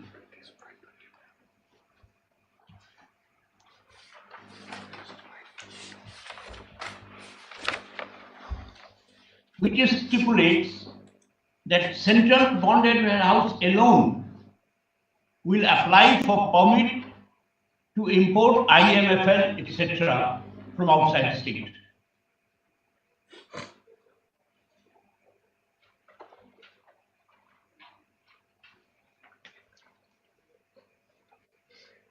My right also flows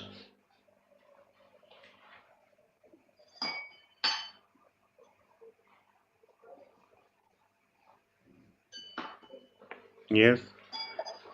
My right also flows from Meghalaya Bonded Warehouse Amendment Rules 2020, which I have just placed before your Lordship. Yes. I have placed 44.1, Yes. 2, 4 I have not placed, which I will place, my Lord, when I go to promissory stop. Then 8, 10 and 14. 44.1, 8 and 14. 44, 4, 1, 8 and 14 for this. Yes. Now, my Lord, at this stage, let me argue a hypothetical situation. They have more than one bonded warehouse. They will call it additional bonded warehouse. Whether rule will not be required to be amended, authorizing central bonded warehouse to amend, to import, because who can import central bonded warehouse? My Lord, it is not like rules for administration of justice where, for the convenience sake, it was said that Deputy Commissioner will include additional Deputy Commissioner. That point will not come in here. They'll have to amend, because when they are saying that all the bonded warehouse will get their requirement from the central bonded warehouse, then they will have to import from us, take from us. Plus, what will be the jurisdiction between the additional bonded warehouses and the central bonded warehouses, where they will supply, which area central bonded warehouse will supply, which area additional bonded warehouse will supply. They may have to amend the rules.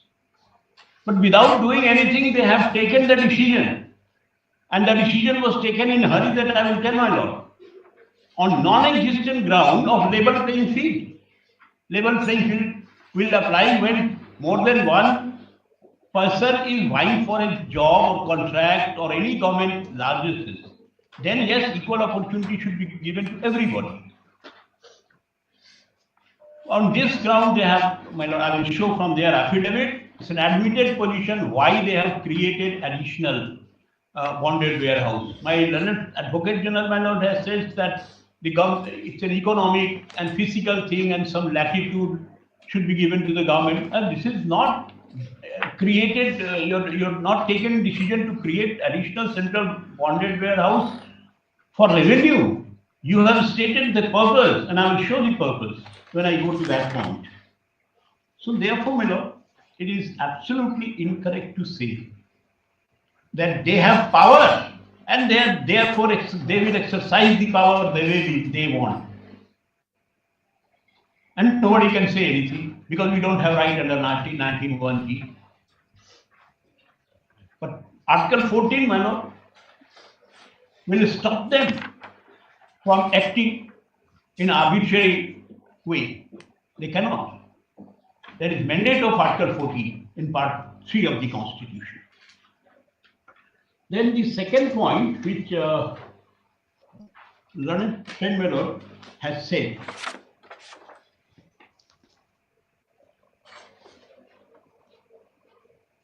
they are referring, my Lord, to tender notice and made a submission that there is no bar in having more than one central bonded warehouse.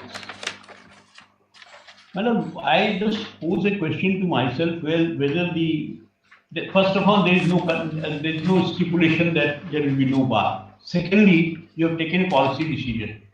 Your second policy decision is yet to come. You have taken a policy decision. Will you allow it to be interfered with by NIT, stipulation of the NIT or tender document?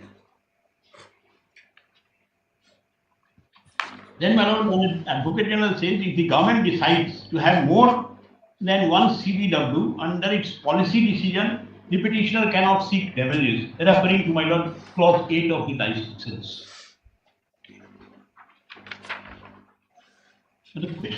The question is, you have already taken a policy decision, and if you change your policy decision every now and then, it will amount to arbitrariness. Because, my lord, if a person is a tenderer, he will see the tender, he will see the rules, he will be sure that I will have to spend so much of money, and therefore I must have some certainty. So those points will not go. I'll just refer what Learned Advocate General. Mr. Mishra, if we can, satisfy the court on the point of that you started earlier about arbitrariness, regarding that, whether they are, that this offence, the very basis of Article 14. That is yes. What you get started with that. Yes. Yes. Yes. And the two aspects of Article 14. Yes. Yes. And my lord, I am replying to his this thing. Yeah, of course. Later on, if there is anything, I will surely, my lord, assist you. Well, that's the only thing, that whether whether they saying that's premature, that is not maintainable. I'll come on that. My lord, the decision of the government, your lordship will kindly see on that aspect. My lord, kindly come to page 135. 135.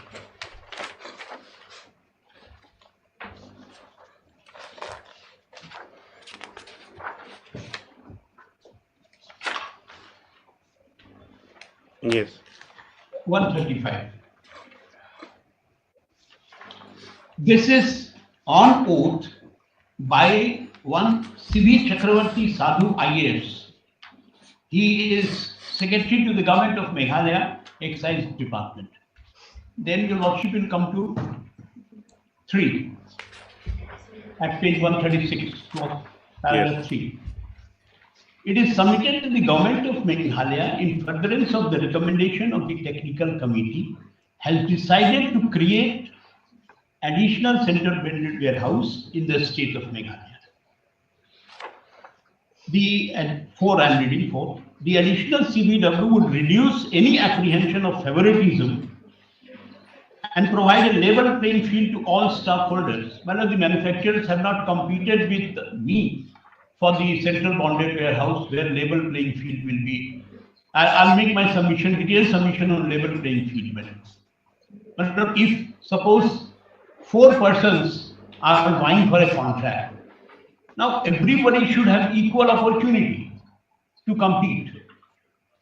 Of course. Yes. Now, whether the manufacturers, their case is that earlier we have 45 bonded warehouses, they were importing from us directly. But now there is only one CBW. So therefore there is no level playing field, and the government has not undertaken to provide you with the customers. Whether it is one customer or 45 customers, that is your business. How the government is concerned with your right to sell or make profit. You are not before the government. So this absolute, because this was given in an order, my lord, earlier, they wanted, my lord, the entire matter to compromise. It has come from the court, the earlier division bench. And then there was possibility, and they were exploring.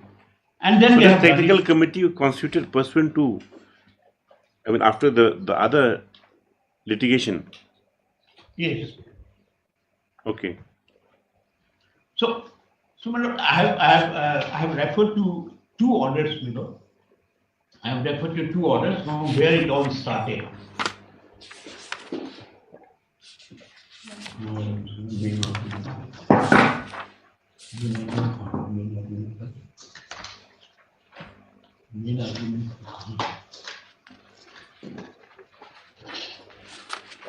I'll show, my lord.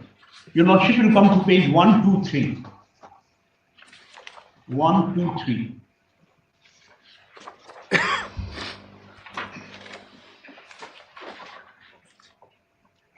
This is order dated 27/9/2022. Yes. It is suggested both and the central bonded warehouse set up in the state that apprehension and perceived problem referred by the petitioner can best be addressed by negotiation. It all started with that. There is no binding order by the division bench to create additional bonded warehouse, central bonded warehouse. So in the process of negotiations, you mean this technical committee set up? Yes, and they created, and the other side did not agree. I mean, the international spirit did not agree. He says we are not agreeing. So that's why the new policy decision came. Yes, that is how. Otherwise, not of any policy decision.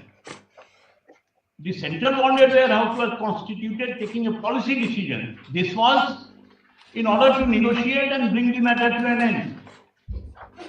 They done it. Okay. And Yes. then when Yes. Please continue. Yes.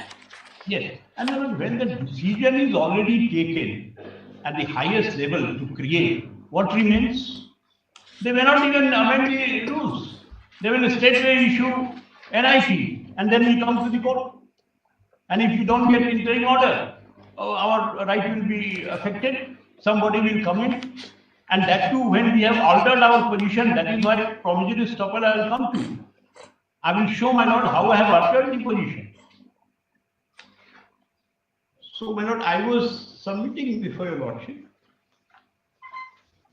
the first point that my learned advocate general has said, what right I have given. Then, my lord, on designated area, I have given. Yes. I have already submitted. Then I come, my lord, to the next point. The licensee is bound by the Meghalaya excise rules and Meghalaya bonded warehouse rules. This is in their note. The licensee is bound. But I will submit. Everyone is bound by the law.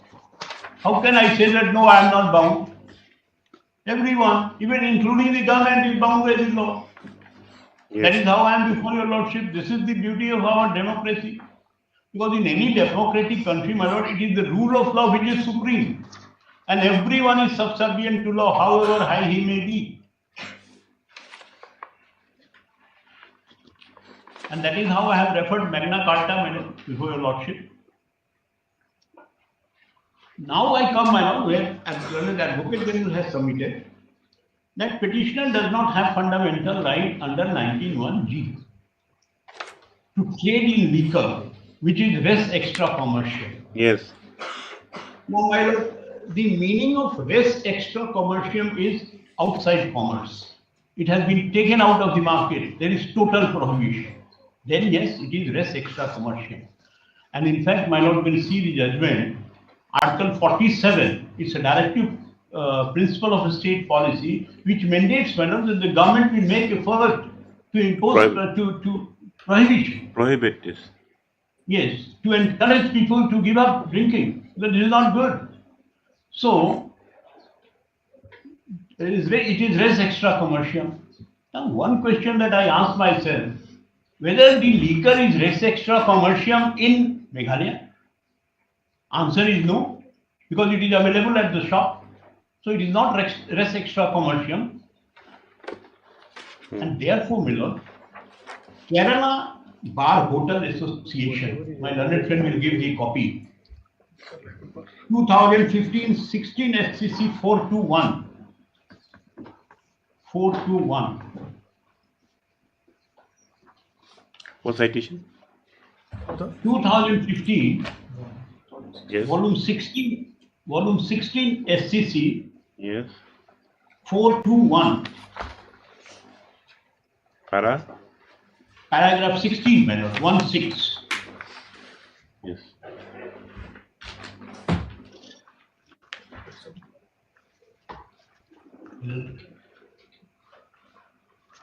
My learned friend will pass on, my lord.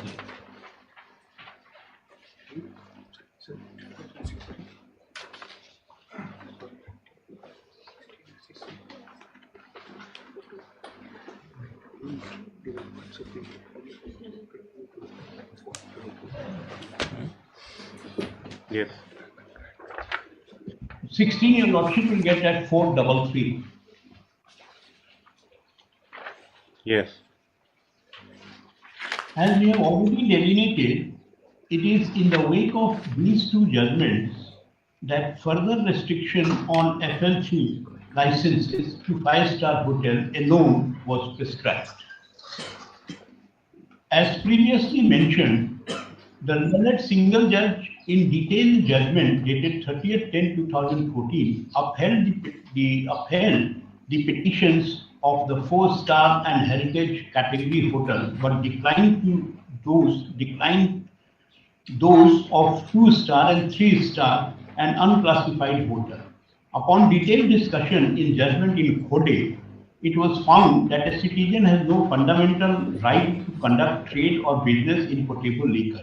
Now it's important. However, in the event of a state permitting a trade, like they have done in Meghalaya, or business in potable liquor, with or without limitation, the citizen has right not to be discriminated against.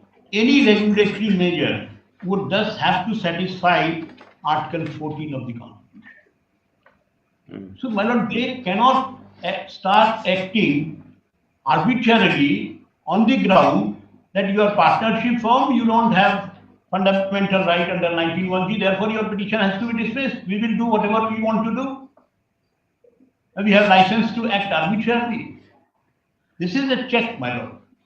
Because unless there is check and balance, my lord, the power will not be exercised properly.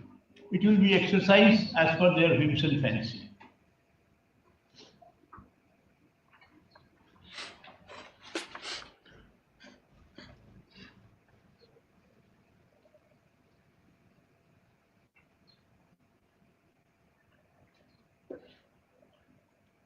Normally, my lord, wherever there is prohibition, the 5-star hotels are allowed to serve drinks because the foreigners come there. So these, my lord, 4-star resort and then 2-star and 3-star, they also approach the court. The court granted it to 4-star, and declined it to 2nd and 3rd star. So that is how this case comes.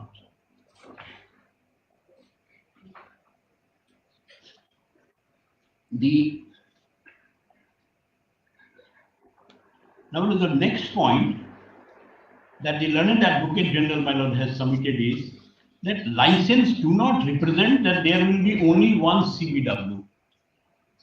Now, my lord, license is issued under the rules 44(1), and therefore all the provision of Meghalaya Bonded Warehouse Amendment Rules 2020 shall apply in interpreting the license.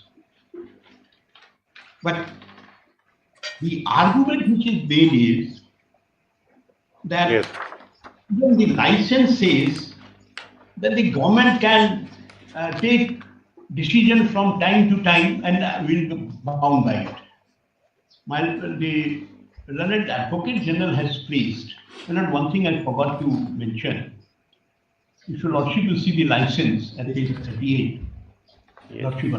Yes.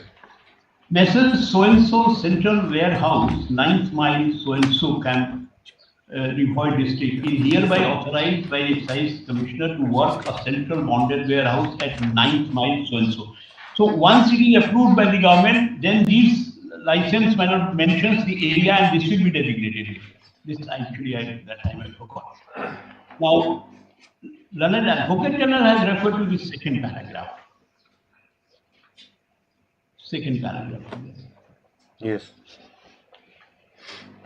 It shall be required for the holder of license as a condition of remaining in force that he shall duly and faithfully perform and abide by the following conditions provision of Meghalaya Excise Act as adopted, as amended from time to time, and by all notifications, rules which have been or which may from time to time be published or made under so far as they are relatable to license, and shall cause all persons employed by him to obey all such rules and orders.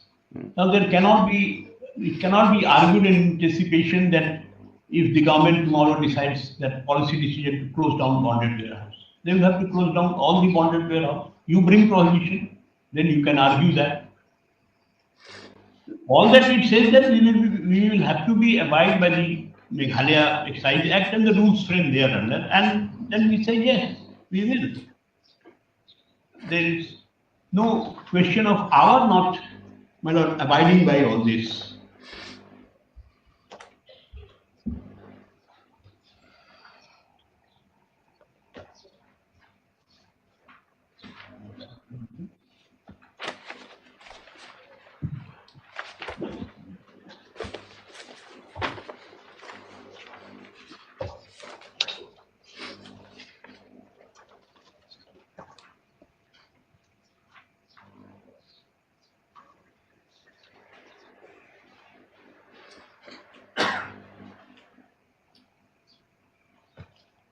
Well, therefore, these conditions which have been referred, specifically 18, that the licensee shall not be entitled to any compensation for cancellation of his license, demolition of central bonded warehouse as a result of any policy decision of the government or any other reason. This cannot be cited to show that the central bonded warehouse does not have any right, and we can close it anytime we want, whether the grounds exist for it or not.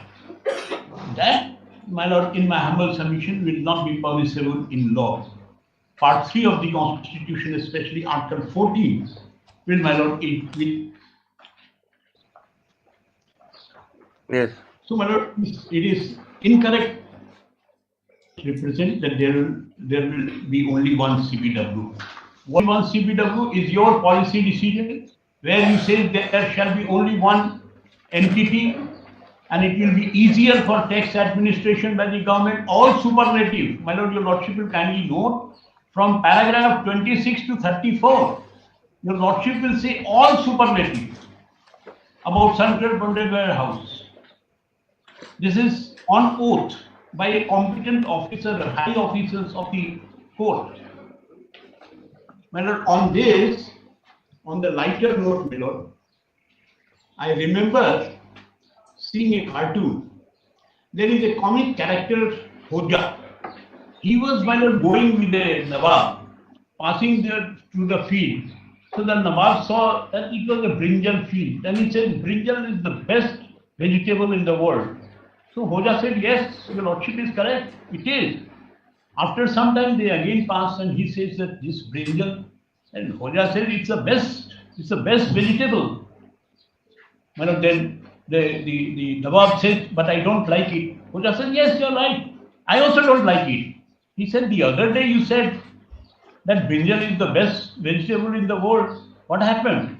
He says, I am your servant, not the servant of the brinjal. This is how the government is trying, my lord, to project the case. That we have powers, we will exercise the way we want. No, there is a court. And you have threatened, and the threat is extended by no less than a secretary to the State Department of Excise on oath. And I got threatened. You will take away my right one fine day. So I have come before your lordship. And in this case, my lord, I have placed DAV College. Your lordship will see, your lordship's note, DAV College versus State of Punjab and Om Prakash Srivastava. My learned friend has tried to distinguish it, but could not. Because that you had placed it earlier. I mean, when this, yes. Now we're replying to the arguments of, on law. Yes, I'll submit them.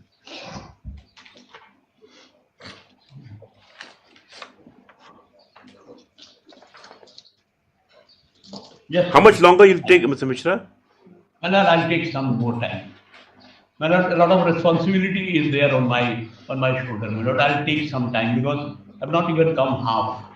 So, in Rejoinder, then we will continue till 1 o'clock, and we'll continue till 1 o'clock, and then we will defer it, or maybe have it a second half, or we'll defer it up till 1. I'll give it till 1 o'clock. To wrap up any points, and then we will continue on the other regarding their promissory estoppel and premature and the non-binding of the writ being a partnership. So that we'll leave it for some other day. Yes. I have argued only one hour, and Mr. Mishra has argued more than 4 hours taken together. No.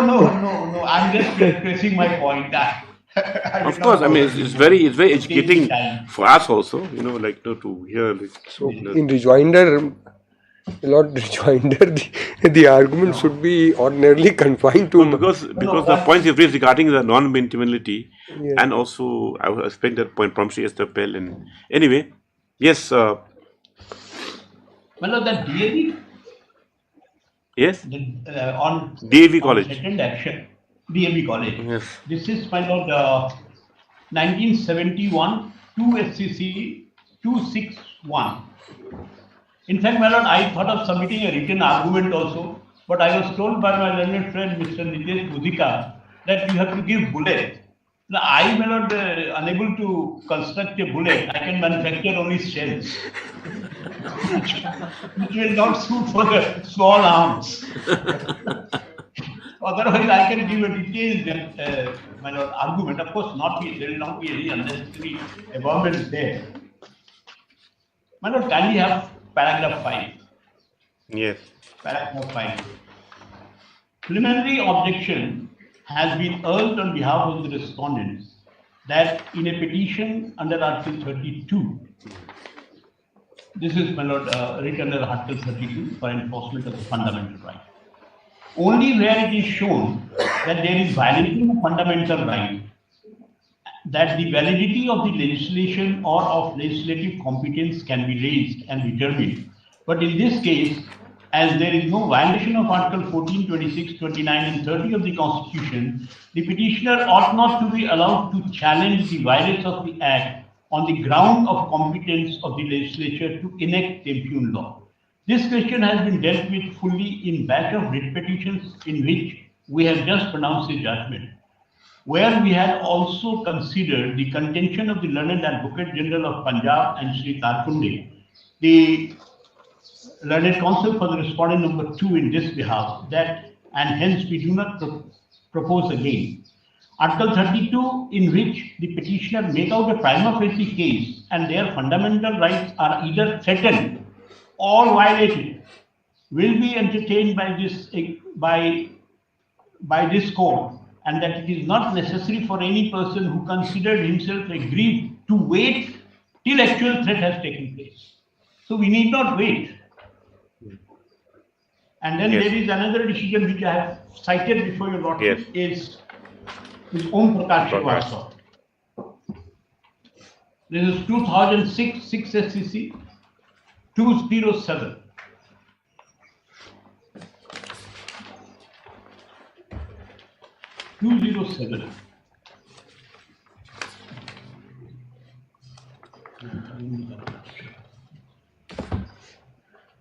Yes.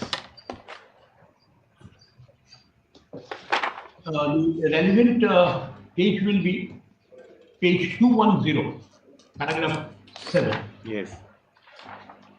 The question whether or not cause of action, cause of action, wholly or in part, for filing a writ has arisen within the territorial limit of any High Court has to be decided in the light of nature and character of proceeding under Article 226 of the Constitution. In order to maintain a writ petition, a writ petitioner has to establish that a legal right claimed by him has prima facie either been infringed or is threatened to be infringed by the respondents. So that is how I am before your lordship. Because they have taken a decision, and any time they will violate and infringe my right, and I need not wait. Then there is one decision, I'll end this, one decision which has been cited by learned Advocate General, that is, that's a case of habeas corpus. Habeas corpus that was by Kerala High Court, my lord. Kerala High Court, where says that no anticipatory writ will be issued. Hamzat Ali. Hamzat Ali, 191. Now, that's decision of the High Court. I have a decision because I was surprised, my lord, after reading that, because I have been doing habeas corpus all these days from my Lord Justice B.K. Khanna, Stein University Chief Justice, 96. And I remember that I had done a case, prevented my Lord the government from arresting some alleged Venetian carder in Nagaland. So I found out there is one case, SDM Kiran Pasha versus Government of Andhra Pradesh, AP. This is where, on threatened action, the government were restrained from arresting, executing. The citation is there, 1990, Volume 1 SCC 328, SMD Kiran Pasha versus Government of Andhra Pradesh and others.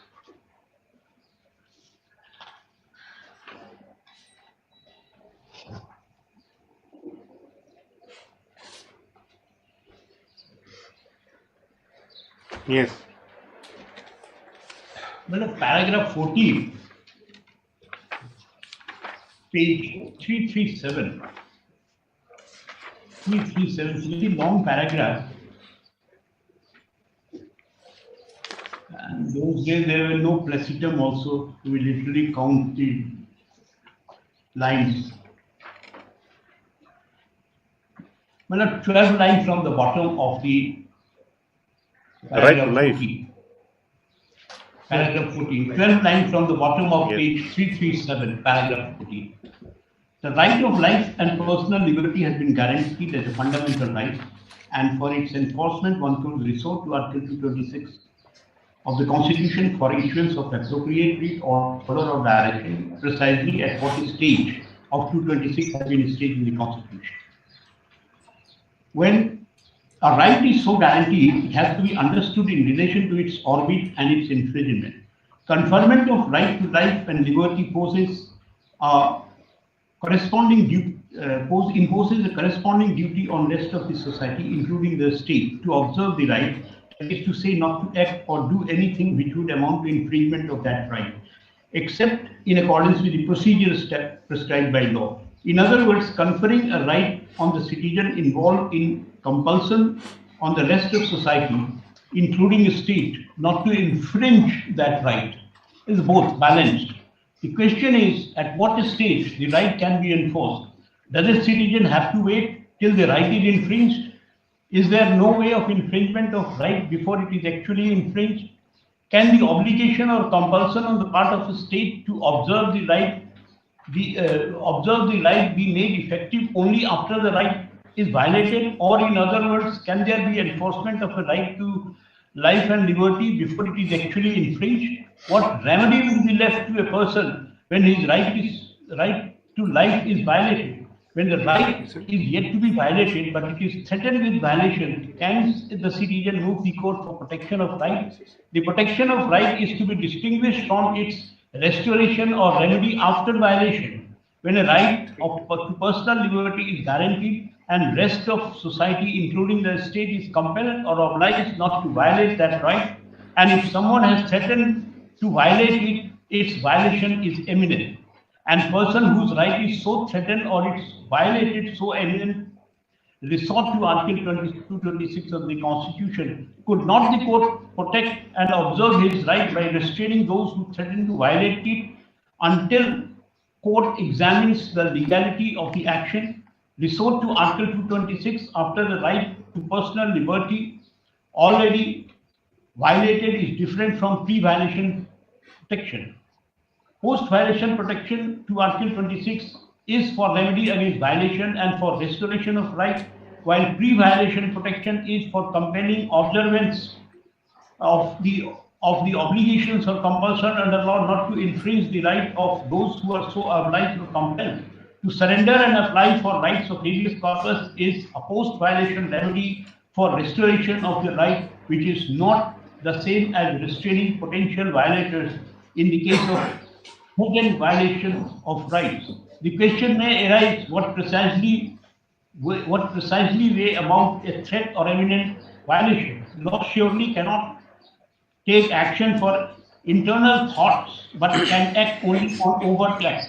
if overt act towards violation has been done and the same has come to the knowledge of the person threatened with the violation, he approaches the court under 226, giving sufficient particulars, proximity action as would imminently lead to violation of right. Should not the court call upon those alleged to have taken those steps to appear and show cause why they should not be restrained from violating the rights? Instead of doing so, would it be proper course adopted to tell the petitioner that the court cannot take any action towards preventive justice until the right is actually violated, whereafter alone he can come and file writ petition? Now this question asked, the court asked this question, posed the question to itself and replied, no, it can be. In the instant case where writ petition has been pending in the court and the appellant's right to personal liberty happened to be violated by taking him into custody in preventive detention, though he was released after 4 days, but could not be taken into custody, would it be proper for the court to reject the earlier writ petition and tell him that the petition has become infructuous? He had no alternative but to surrender and then petition for writ of habeas corpus. The difference of the two situations we have seen have different legal significance. If a threatened invasion of right is removed, restraining the potential violators from taking any steps towards violation of right remain protected and compulsion against its violation is enforced. If the right has already been violated, what is left is the remedy against such violation and for restoration of that right. So therefore, the judgment which has been just cited, my lord, 191. This is by Justice Ken Sakia. Very compelling judgment. Yes. 191, Hamza. After reading that too, I find that no way that habeas corpus can be filed against threatened action in habeas corpus matter. So therefore, my lord, it is settled law. We'll conclude for today, Mr. Mishra. Sorry to cut you short, but no, I think yes, we'll continue on Thursday. Oh, my lord, can it be first? Sorry, my lord, but 1st of April. That'll be. Lordship, almost we can put our notes, my lord. Lordship has we can put our notes. You can put your notes. Yes, we will put our notes, my lord. Detailed notes. No, my lord, some explanation will be required. In rejoinder, my lord, I have. So on Thursday, we'll give you an hour. It should be all right, I think. Yes, my lord. Thursday. I'll try and come. Yes, I mean it's quite concise anyway. Yes. Like a post for further hearing inconclusive, post for further hearing on Thursday. Thursday is the 80th. No, Thursday is the 20th. 20th. Yes. But the interim order. Yeah, what else? Very contentious.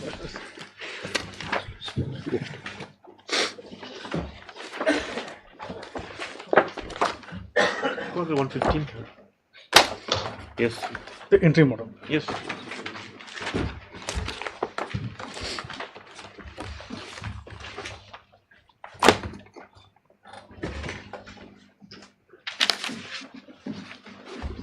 Item number 4. Item number 4.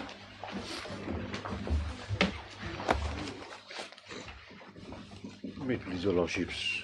This is the Employees Provident Fund case filed by the university. Now, I have received a copy of the affidavit, your lordships. When did you receive it? In fact, I was out, my lord. I have received on Saturday. I think she might have filed earlier than that, but I was not here. Not Rejoinder. Maintainability affidavit. Maintainability, questioning the maintainability. Now, my lord, only thing, my prayer, my lord, I have sent it to the university. Rejoinder, if any, appeal. Lordship can on the first week of appeal, Lordship can take okay, yes, if any, in the meantime, I will file. Otherwise, my lord, without any rejoinder matter can be taken. This is the matter on the prayer of Mr. S.N. Learned counsel for the petitioner. It's the matter on the 1st of April for admission hearing. There is the interim order. Until then, the interim order which will continue. Yes. Lordship, once the maintainability, after the maintainability, if the petition. Not that we see if we'll have admission hearing. If we throw the writ pressure out on maintainability, then what you have, you won't have to make the submission you're trying to make now. Yes. All right. 5. 5 and 6, my lord, those matters. They're still stuck in boundary dispute, my lord. Yes. When are they coming up? Your lordship, no dates are there, my lord. Yes, The courts apprised Beloved Advocate General that the connected matters pending for the Supreme Court. Can list these matters of 6 weeks. Yes, for further orders. 5 and 6 both. To await any outcome or for further orders. Yes. 7.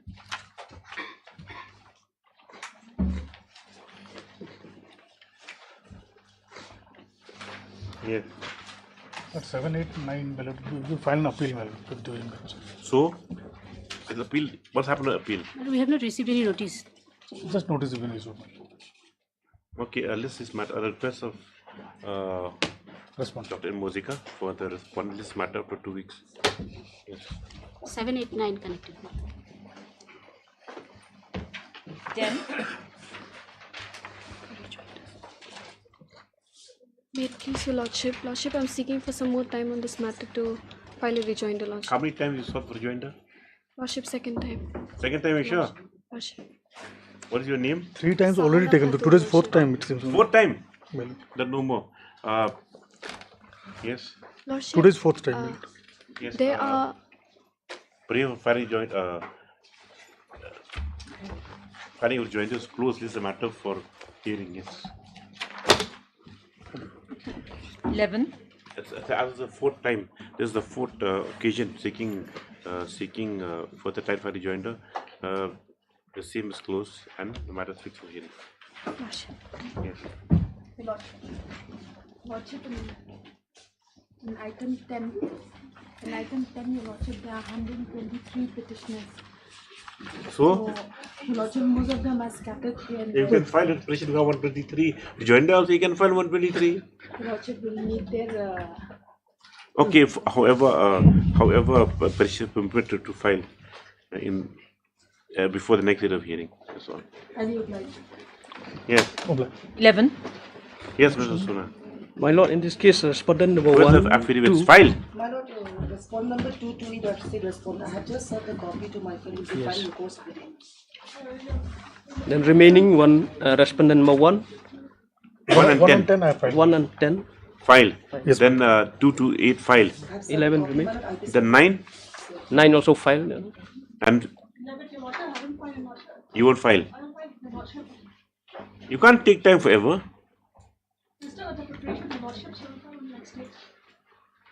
Yes, you won't file rejoinder? I'll file rejoinder to this. Yes, Mr. S. It is submitted by Mr. Dr. M. Mozika that affidavit for 1 to 10 has been filed. Similar submission made by MS R. Kolni for respondent 2 to 8. Number 9 was appearing. None appears on number 9.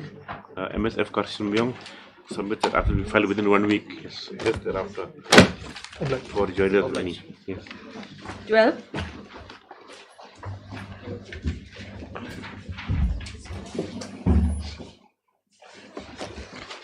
May I please your lordship? I'm praying for 2 weeks time to file my rejoinder. How many times you played? This is the second time, your lordship. Sure. Yes, your lordship. MS M. Hajong please for the 2 weeks time to file rejoinder. Just thereafter.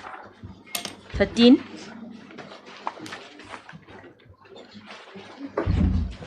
May it please your lordship. Lordship, in this matter, the instructions which we had received previously, it was incomplete, your lordship. So we have sent for. What's the matter about Mr. Bora's matter? Shouldn't be very complicated. Yes. What is prayer This here? matter is pertaining to a constable has been removed. The 2 petitioners, your lordship. Item number 13 and Dismissed. item number 14. They have been removed from service. They have been None suspended. appears for the petitioner, Mr. Thaba, please call out for the 2 weeks time to file affidavit. Yes. Thank you, lordship. 15.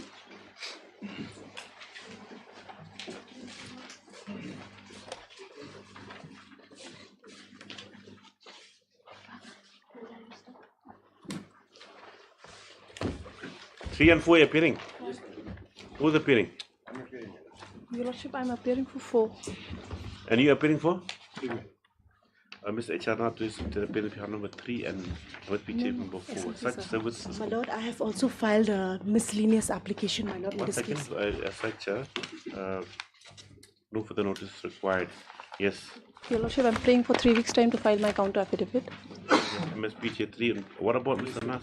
Mr. Chandat, Mr. Fisher to pray for 2 weeks time to file affidavit. Praise around. What about government? No affidavit. Comment will not be necessary, my lord. Okay. What case is this? My lord, I have filed a miscellaneous application, my lord, Oh? because the petition during the pendency of this writ petition, my lord, the petitioner was served with an extra A, my lord, which is annexed in the miss case, my lord, where I have been discontinued from my service, my lord. So my only prayer is to stay this, my lord, because I'm still serving, my lord. When was the written file? My lord? You filed it on 15th. Anyway, Yes, miss my case on 46. This is a miss application filed with the petitioner seeking stay of the letter. a letter dated 1/2/2025, whereby a voluntary appointment is discontinued. Stop. The counsel appearing for Sons 3 and 4 to obtain instructions. This is a matter after 2 days. My lord, after we list on Monday. My lord, kindly stay the letter, my lord. They can't stay without hearing them. We don't know what is the condition. They just appeared. We'll have it on Monday. Highly obliged, my lord. 16. Well, that's already 1st February letter. Now it's already March. Yes, my lord. Should have come immediately. Okay.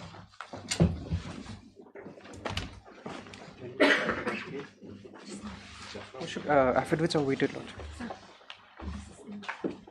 Who's appearing May I for? please, Your Lordship, I'm appearing on behalf of respondent number 5. Very good. And I'm bringing 2 weeks time to file my affidavit. Yes, so what about? I have a similar for your lordship. Where's the instructions? Instructions are ready, your lordship, but some developments have come up. Your lordship. What developments? Regarding the absence of service rules, your lordship, with the promotion.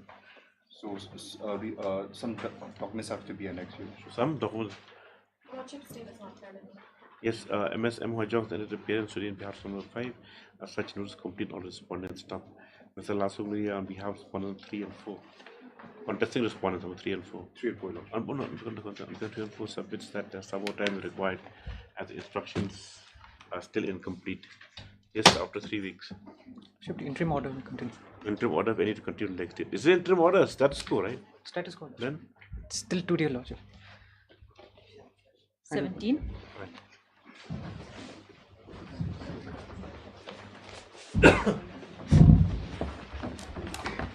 My lord, on behalf of respondent number 6, I am entering my appearance. Respondent number 6. The private party, my lord. Private respondent, my lord.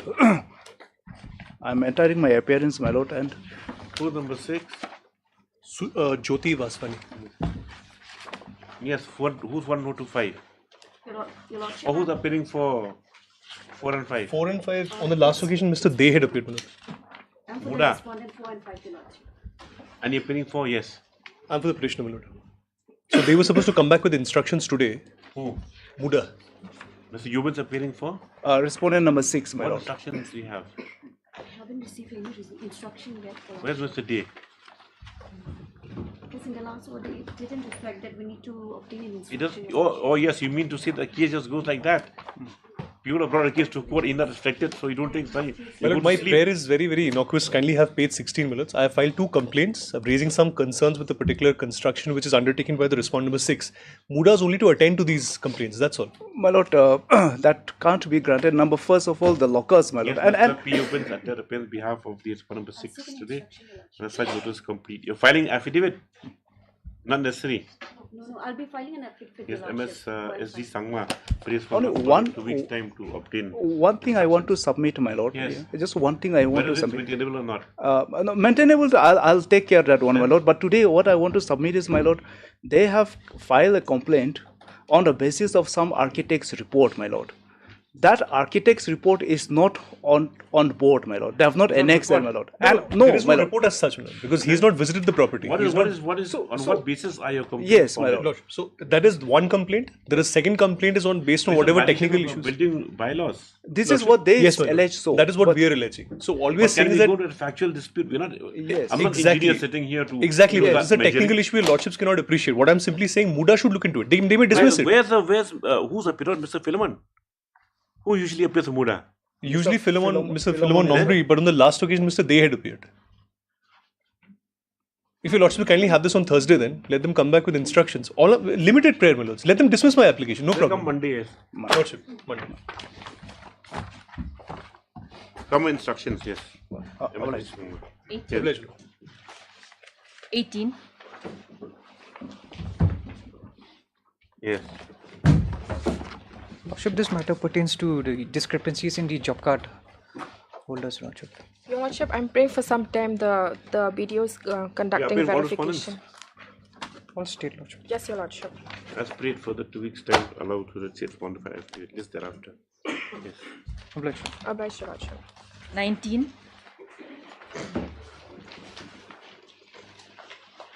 So maybe please your lordship, this is the case that 114 days delay means over years.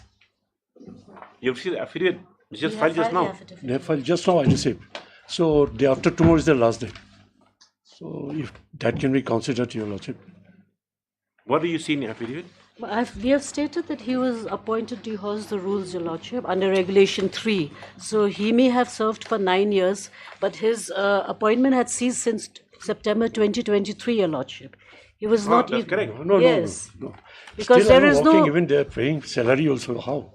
That is what is our instruction, that after May 2023, his appointment has not been renewed, Your Lordship. Service Have you has not- challenged this office memorandum dated 3/2/2022? They have not. Then? Even 2018, they claim that there was an advertisement, but his post was not advertised. Then also it was not challenged. No, they, So since they annexure didn't 1 advertise, then how? is the last appointment that was issued to him, Your Lordship. On 4th September 2023, it was issued. Thereafter, there has not been any renewal. No, they are saying with effect from 16/5/2023 till. For a period of 4 months, 23 with years. effect from the date, and it Has that been working since when? No, since he's September working. 2023, Now also he's Your working. Lordship. Because 16/5 was the last. It was extended for 4 months. That is up to September. So he's not in Thursday is last service. day. Day after Look at tomorrow, the sir. affidavit. Day after tomorrow, I don't think this could be there. There's some emergency, yes. Then at least let me sit for the interview. How can that There'll be, be Your a Lordship? cascading effect on all people who are overaged. Yes. No, because So the the discrimination is there. age I have has shown been the prescribed as discrimination. per rules, Your Page Lordship. 27 of my There's only petition. protection with the other. No. Not Your lordship, in the same advertisement, they have protected for history. History, that was advertised in 2023, Your Lordship. So they have Not protected now. for history. No, this is This the advertisement is on Those January advertised 25. in 23. No, Annexure 8 is the recent advertisement. Your lordship, this is not that. 23 January 2025 advertisement. History? Huh. No, those are applied at that point of time. Yes. When history was first advertised. No, that time the There- geography was never advertised. That They was have one not, advertised. they have not challenged that advertisement. That is my case. They did advertise. This is the first advertisement came after 9 I asked years. them to stay advertisement. Yes. Stay- Here you say, page 27, that clause 2, age and relaxation, your lordship. For those candidates who have already applied for the post of lecturer, Who had assistant applied professor in 23, history. that is what. So they didn't advertise this. No, that is, you can't take an analogy. The thing is that that's a total different branch, and that time they advertised. So these people had legitimate expectation of them being considered when they were in the age limit when history was No, advertised. my post was never now, advertised. can you hold a gun to their head and say, why didn't advertise it? That's the reason, your lordship. You can't compel them, Mr. No, Mahanta, to say that. this is the first time they advertised after 9 years. Exactly, you can't compel them to That say is a that. policy Still, you decision know, of the advertise, government, so every people over age can apply. No, not every people otherwise. I'm the only one who is serving in that. Exactly. So it will be denied by. This is open advertisement. It's not only confined to the people who are serving. No, still, Then- I'm also eligible if that 114 days can be, because earlier also our Honorable High Court also did, because that is not my fault, your lordship. It's not my fault. I'm serving under 3F.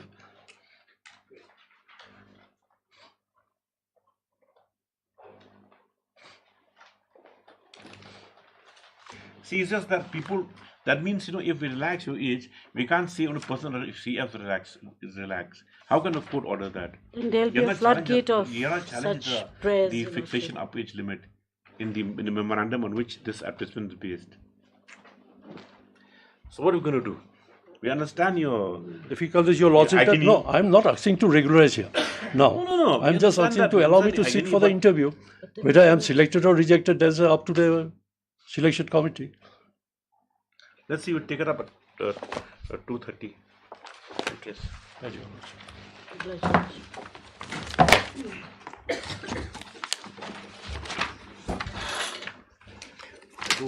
उसका cap sorry इस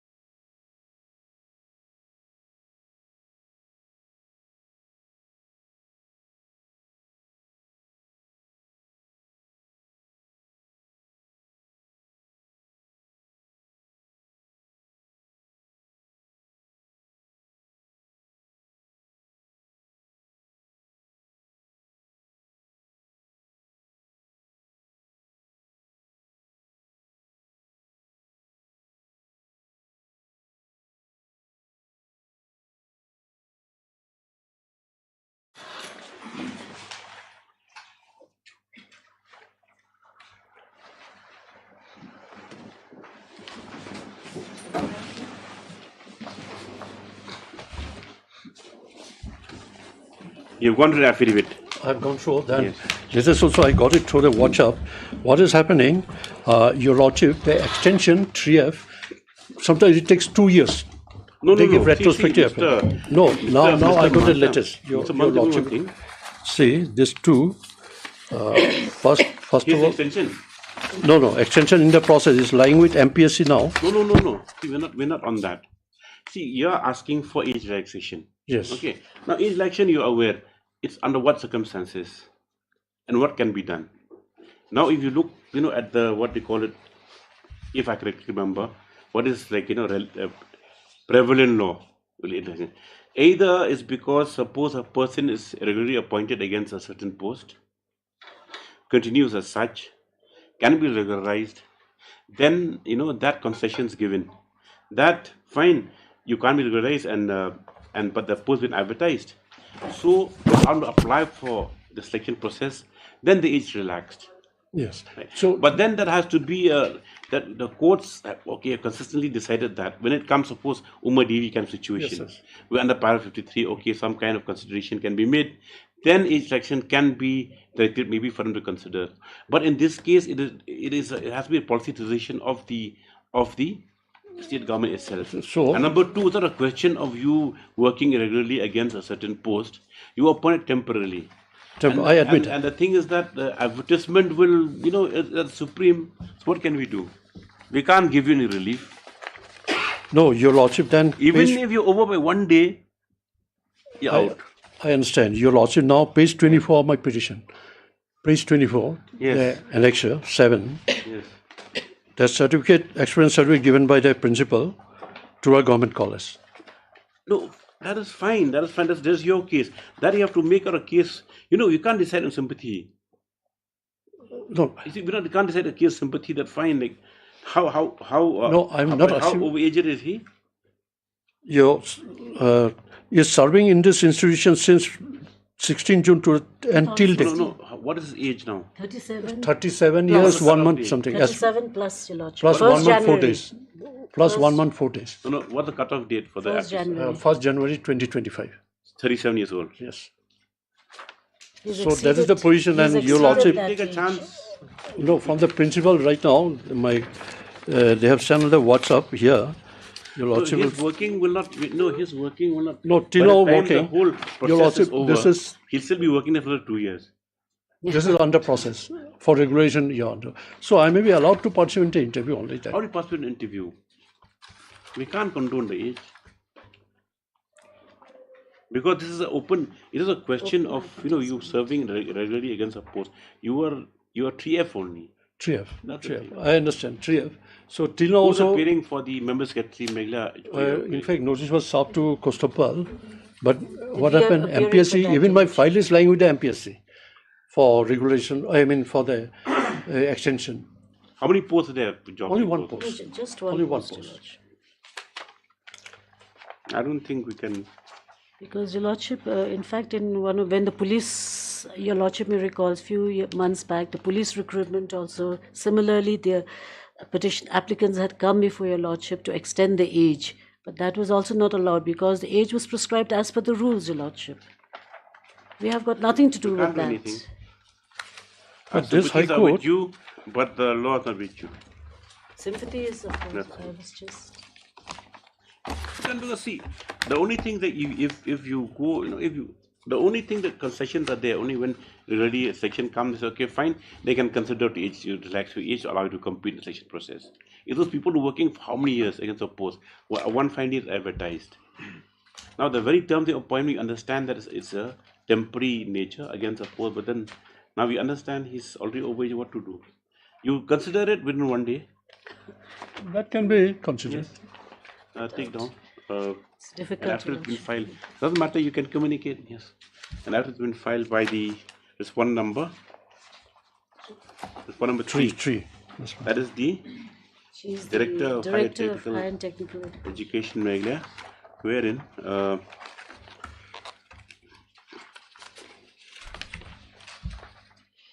what are your women? At paras 6 and 7. 6 I've already brought to Your Lordship's notice. that his extension was only up to 16/5/23. That will. Yes, that 7, Your Lordship, it is settled law that the state is under an obligation, is not under any obligation and all that. Yes, probably.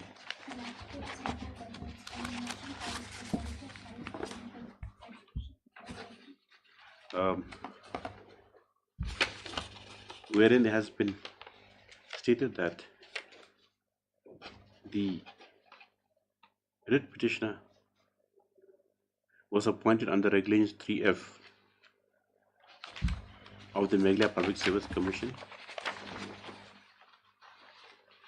MPSC regulations, and that his last extension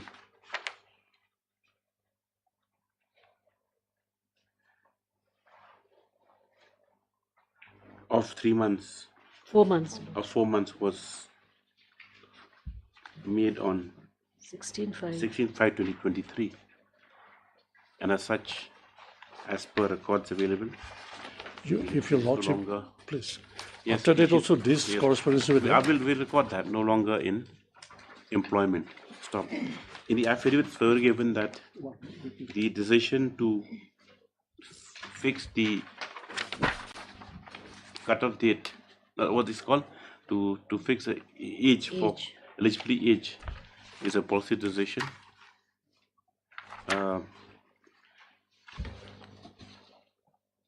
And as such, the same was given in advisement. Stop. As such, the another EAG submits that as it is that there is no case made of an interference at this stage when the exam is scheduled to be held on 19th of. No, not exam, the last date for filing online filing application. is when the last date for filing of the applications is 19th March. of March 2025. When was the advertisement issued? That was on 23rd January 2025. Before then, you didn't make any representation. No, At that point of time, there was actually nothing. what happened, he went personally. No, forget personally. He didn't make any written representation. No, there is no written Fine. record. No. What is it you want to show? No, so much just from the. No, where's the extension? No, this process, it is under process on 22nd March, this letter. These are applications from their side Mr. requesting S.P. Mantan extension. Senior Counsel, on behalf of the writ petitioner, has vehemently submitted that it is the instant case is a fit case that this court passes directions in exercise of powers under Article 226, as grave injustice has been caused to the writ petitioner, who has been serving for the last 9 years. For last 9 years in the post of Assistant Professor Geography, and in fact he submits the continuation or the extension of his service is still Under process. before the Now lying with the MPSC.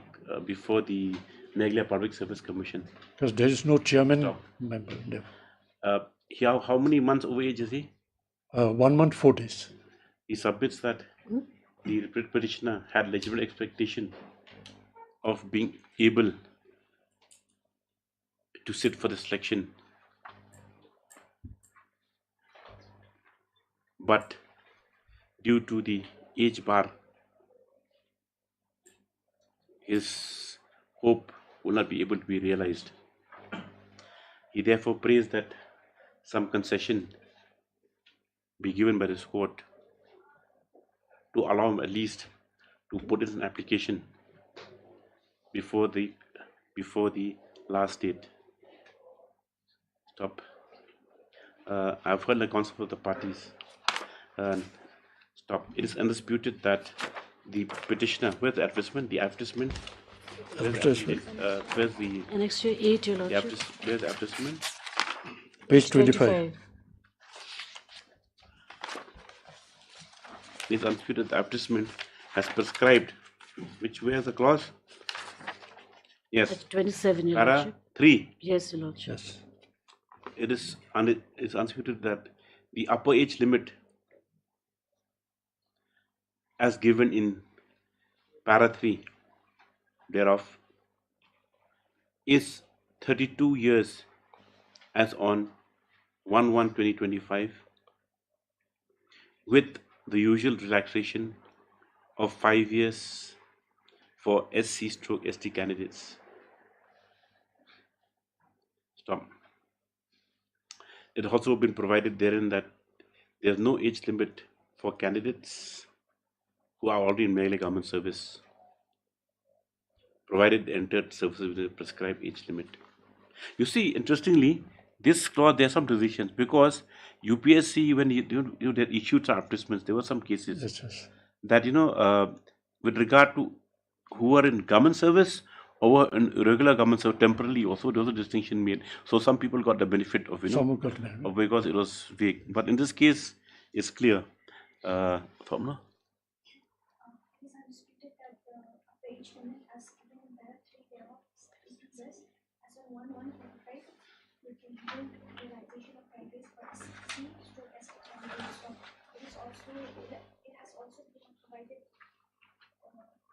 That there is no age limit for candidates who are already in Government service, provided they entered services within the prescribed age limit. Stop. The petitioner, as on 1/1/2025, would have has attained the age of 1 month, 4 days more. He's 37 years, 4 days, that's all. 1 month, 4 days. 1 month, 4 days. As on 1/1/2025 was over aged by 1 month, 4 days. 4 days. Yes. And as such, in view of the prescription given advertisement, was no longer eligible to apply for the same. Stop. As submitted, as gathered from the writ petition itself, when was the post last advertised? This is the first time they advertised after 9 years. As can be gathered from the writ petition itself, the said post against which the writ petitioner has been serving has been advertised for the first time after 9 years. We take a statement of the bar. Yes. See, I'm not going through Yes. after 9 years. Yes, after 9 years. After 9 years. And as such, therefore, it would not have been possible for the writ petitioner to have applied when he was within age. Stop. Other eligible conditions, he is apart from the age criteria, the petitioner possesses all the other, including is eligible in all other respects. Nathan, doctorate also he is going to get. Yeah, is eligible in all respects, and as such, if he was within age, would have been a suitable candidate for consideration. If paragraph, considering the facts, circumstances as they are situated, and taking into account the fact that the advertisement is based on a policy decision made by the state government, no interference is called for by this court, or any directions can be issued to relax the age only in the case of petitioner. Stop. Next paragraph. However, considering the peculiar situation,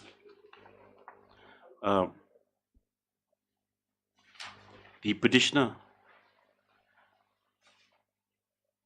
is which what is he will consider it? Will he consider it? Lordship, it's difficult because No, but will you have time that to do would it? be Let that him would put an create a lot application. of. Let him put an application and let him consider it. I have got no such. No, it's difficult, Your Lordship. And I've got a Supreme Court ruling also, Lordship, where it says that court cannot. Court we cannot relax the age. Relax the age. It's for the government to decide. That is known, yes. So means. And that the petitioner is faced with. Stop. Appeased, he's permitted. Yeah. Because the last date is almost over, Your Lordship. Where's the time for application consideration? By day after the last date. Last date after. By can you put it to 3 o'clock? By today itself, before closing hours, before the respondent number. Respondent number 5. For number 5.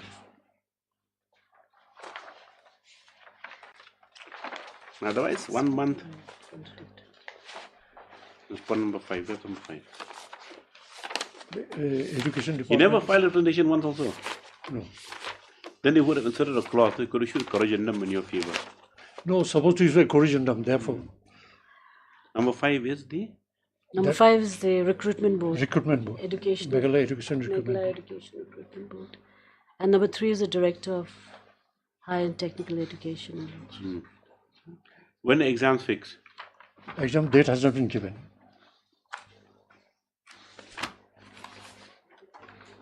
Show me the decision. 1996. Yeah, we are aware of that. Yeah, Your Lordship. We can't open a floodgate. This is ever 1996 then. We can't open a floodgate. Yes. No, this is the same thing, regularization. This is what I'm saying. This is the consistent things about regularization where they allow these relax. Not appropriate forum to grant a relaxation into employees officiating for long periods and having turned overaged for applying to public is the government and not the court. Exactly. So para 4. That's what's Your, in, what you know, your it's not Lordship, regulation. But now Your Lordship is asking us to No, I'm not asking accept to write. his No. application. So, consider petition, the petitioner is faced with having served for how many years? 9 years. For 9 years against the post which applied to. He is permitted to file a representation within working hours, within 2 days working hours itself. 2 days. Yes. Which shall be then considered by the respondent number 5, before respondent number 5, for the member secretary. Lordship, can it be tomorrow in the first hour? Because I'll ask him to come back from there. Where is he? He's Tura. I'll ask him to come back. Because he sent on the WhatsApp. What WhatsApp he sent? This document, he's sending the WhatsApp from there. No, but if all the documents are in order, you can authorize someone to present on his behalf. No, I think he'll possess. See, his court's trying to help him because we can understand he won't be eligible for any other employment. You know, that's the only thing. Oh, can we file the e-copy to representation? I'll send. Yes, it's here. No.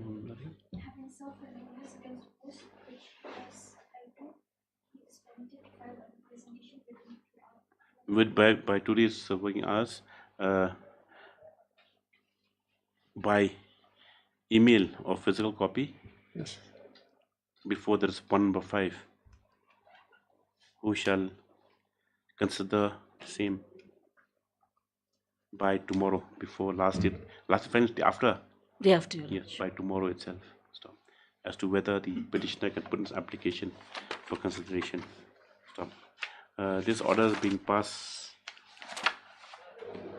in light of the facts surrounding this case alone, and not serve as a precedent for other cases. Yes, matters that disposed of. Item 20.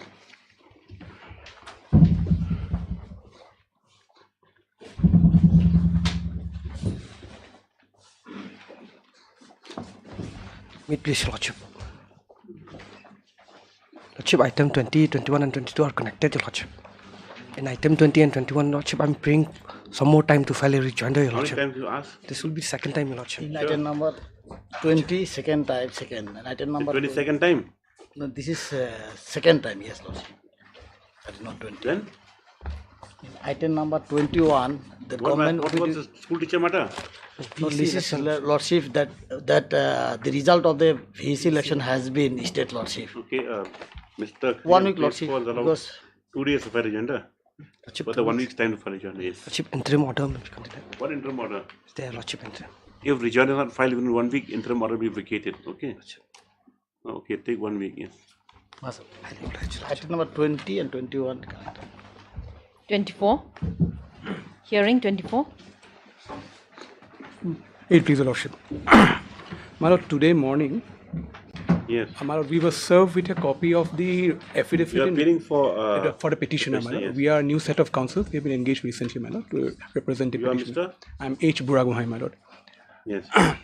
So, my Lord, they have filed a affidavit. I mean to say, they have served a copy of a affidavit in reply to our additional affidavit, which they took time on the last occasion to file. Today morning, I have just received a copy, my Lord. So, I don't know whether. If I rejoinder to a rejoinder? Your Lordship. No, basically, we had filed an additional affidavit bringing on record some documents. Okay. So, to those documents, they wanted to file a response. So, today morning, they have filed a response, which I could get a copy today morning. I don't know whether it is on record or not, my Lord. Your Lordship, we're in the process of filing it. Some You ready with the corrections. matter today?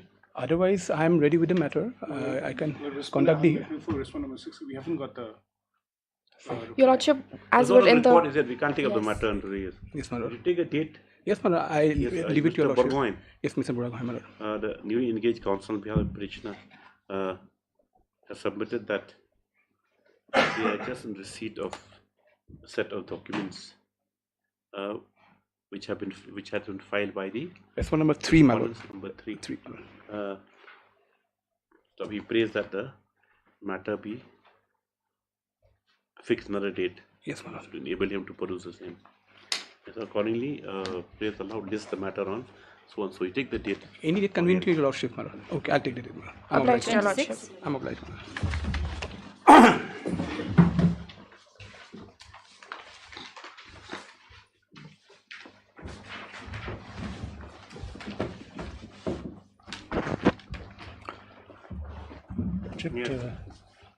I'm at the mercy of your Lordship that he's supposed to take the instruction. That case, 50%. That insurance matter, my Lord, the judgment pronounced by Honorable High Court in 2009. Yes. They're seeking review of that to the extent that the obligation of the owner. Remaining amount also be. The owner has to furnish security and then MST release is the to money. release the 50%. So, Lordship, on the last occasion, Lordship may kindly recall that Lordship had seen that possibly there is no real ground in this petition. It should be treated as a mercy petition. Lordship had instructed me to seek instructions from insurance company whether there is any possibility of waiving of this requirement of furnishing security. Matter had gone up to the head office. Head office, my Lord, has instructed me to apologize to this honorable court, pointing out very humbly, my Lord, that because at the end of the day, my Lord, it's a PSU, public sector undertaking. Yes, they are bound. They are bound, my Lord. There are no regulations in which gives any sort of flexibility in allowing non-compliance or waiving of court orders. And secondly, my Lord, the annual audits happen. So to give an answer as to why. So you can't. We can't. That is what the head office has communicated, my Lord. Your Lordship, in fact, the instruction, let it come on record because your Lordship can exercise the discretion still. Because there's a social welfare legislation, I feel that. So Yes, if it comes but on record, doing the it instruction. security, yes, I mean that puts him in a spot also. It will take after 1 week because we have got some other things. Yes. Can you put It's it in only a matter of 4 lakhs and no, 5 lakhs. also. 4 lakhs and 5 File lakhs. the papers, yes. Yes. That discretion can be exercised, your Lordship, for the widow. Much. The CRP, what discretion can we exercise? The revision application, there's no discretion. No discretion. I understand your Lordship. I said because to treat as a mercy petition. Because why? You also otherwise the problem is this that to travel up to Supreme Court is very difficult now. They are very poor. That's been the reason. In fact, I am doing a pro bono service to this. 2 to 7 years. Anyway, After 1 week. After 1 week. 1 week. 27.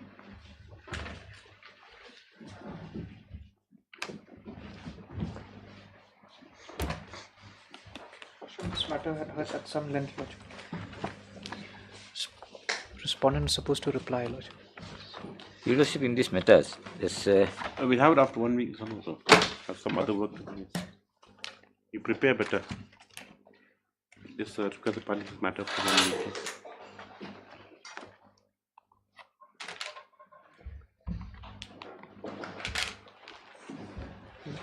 Time up to.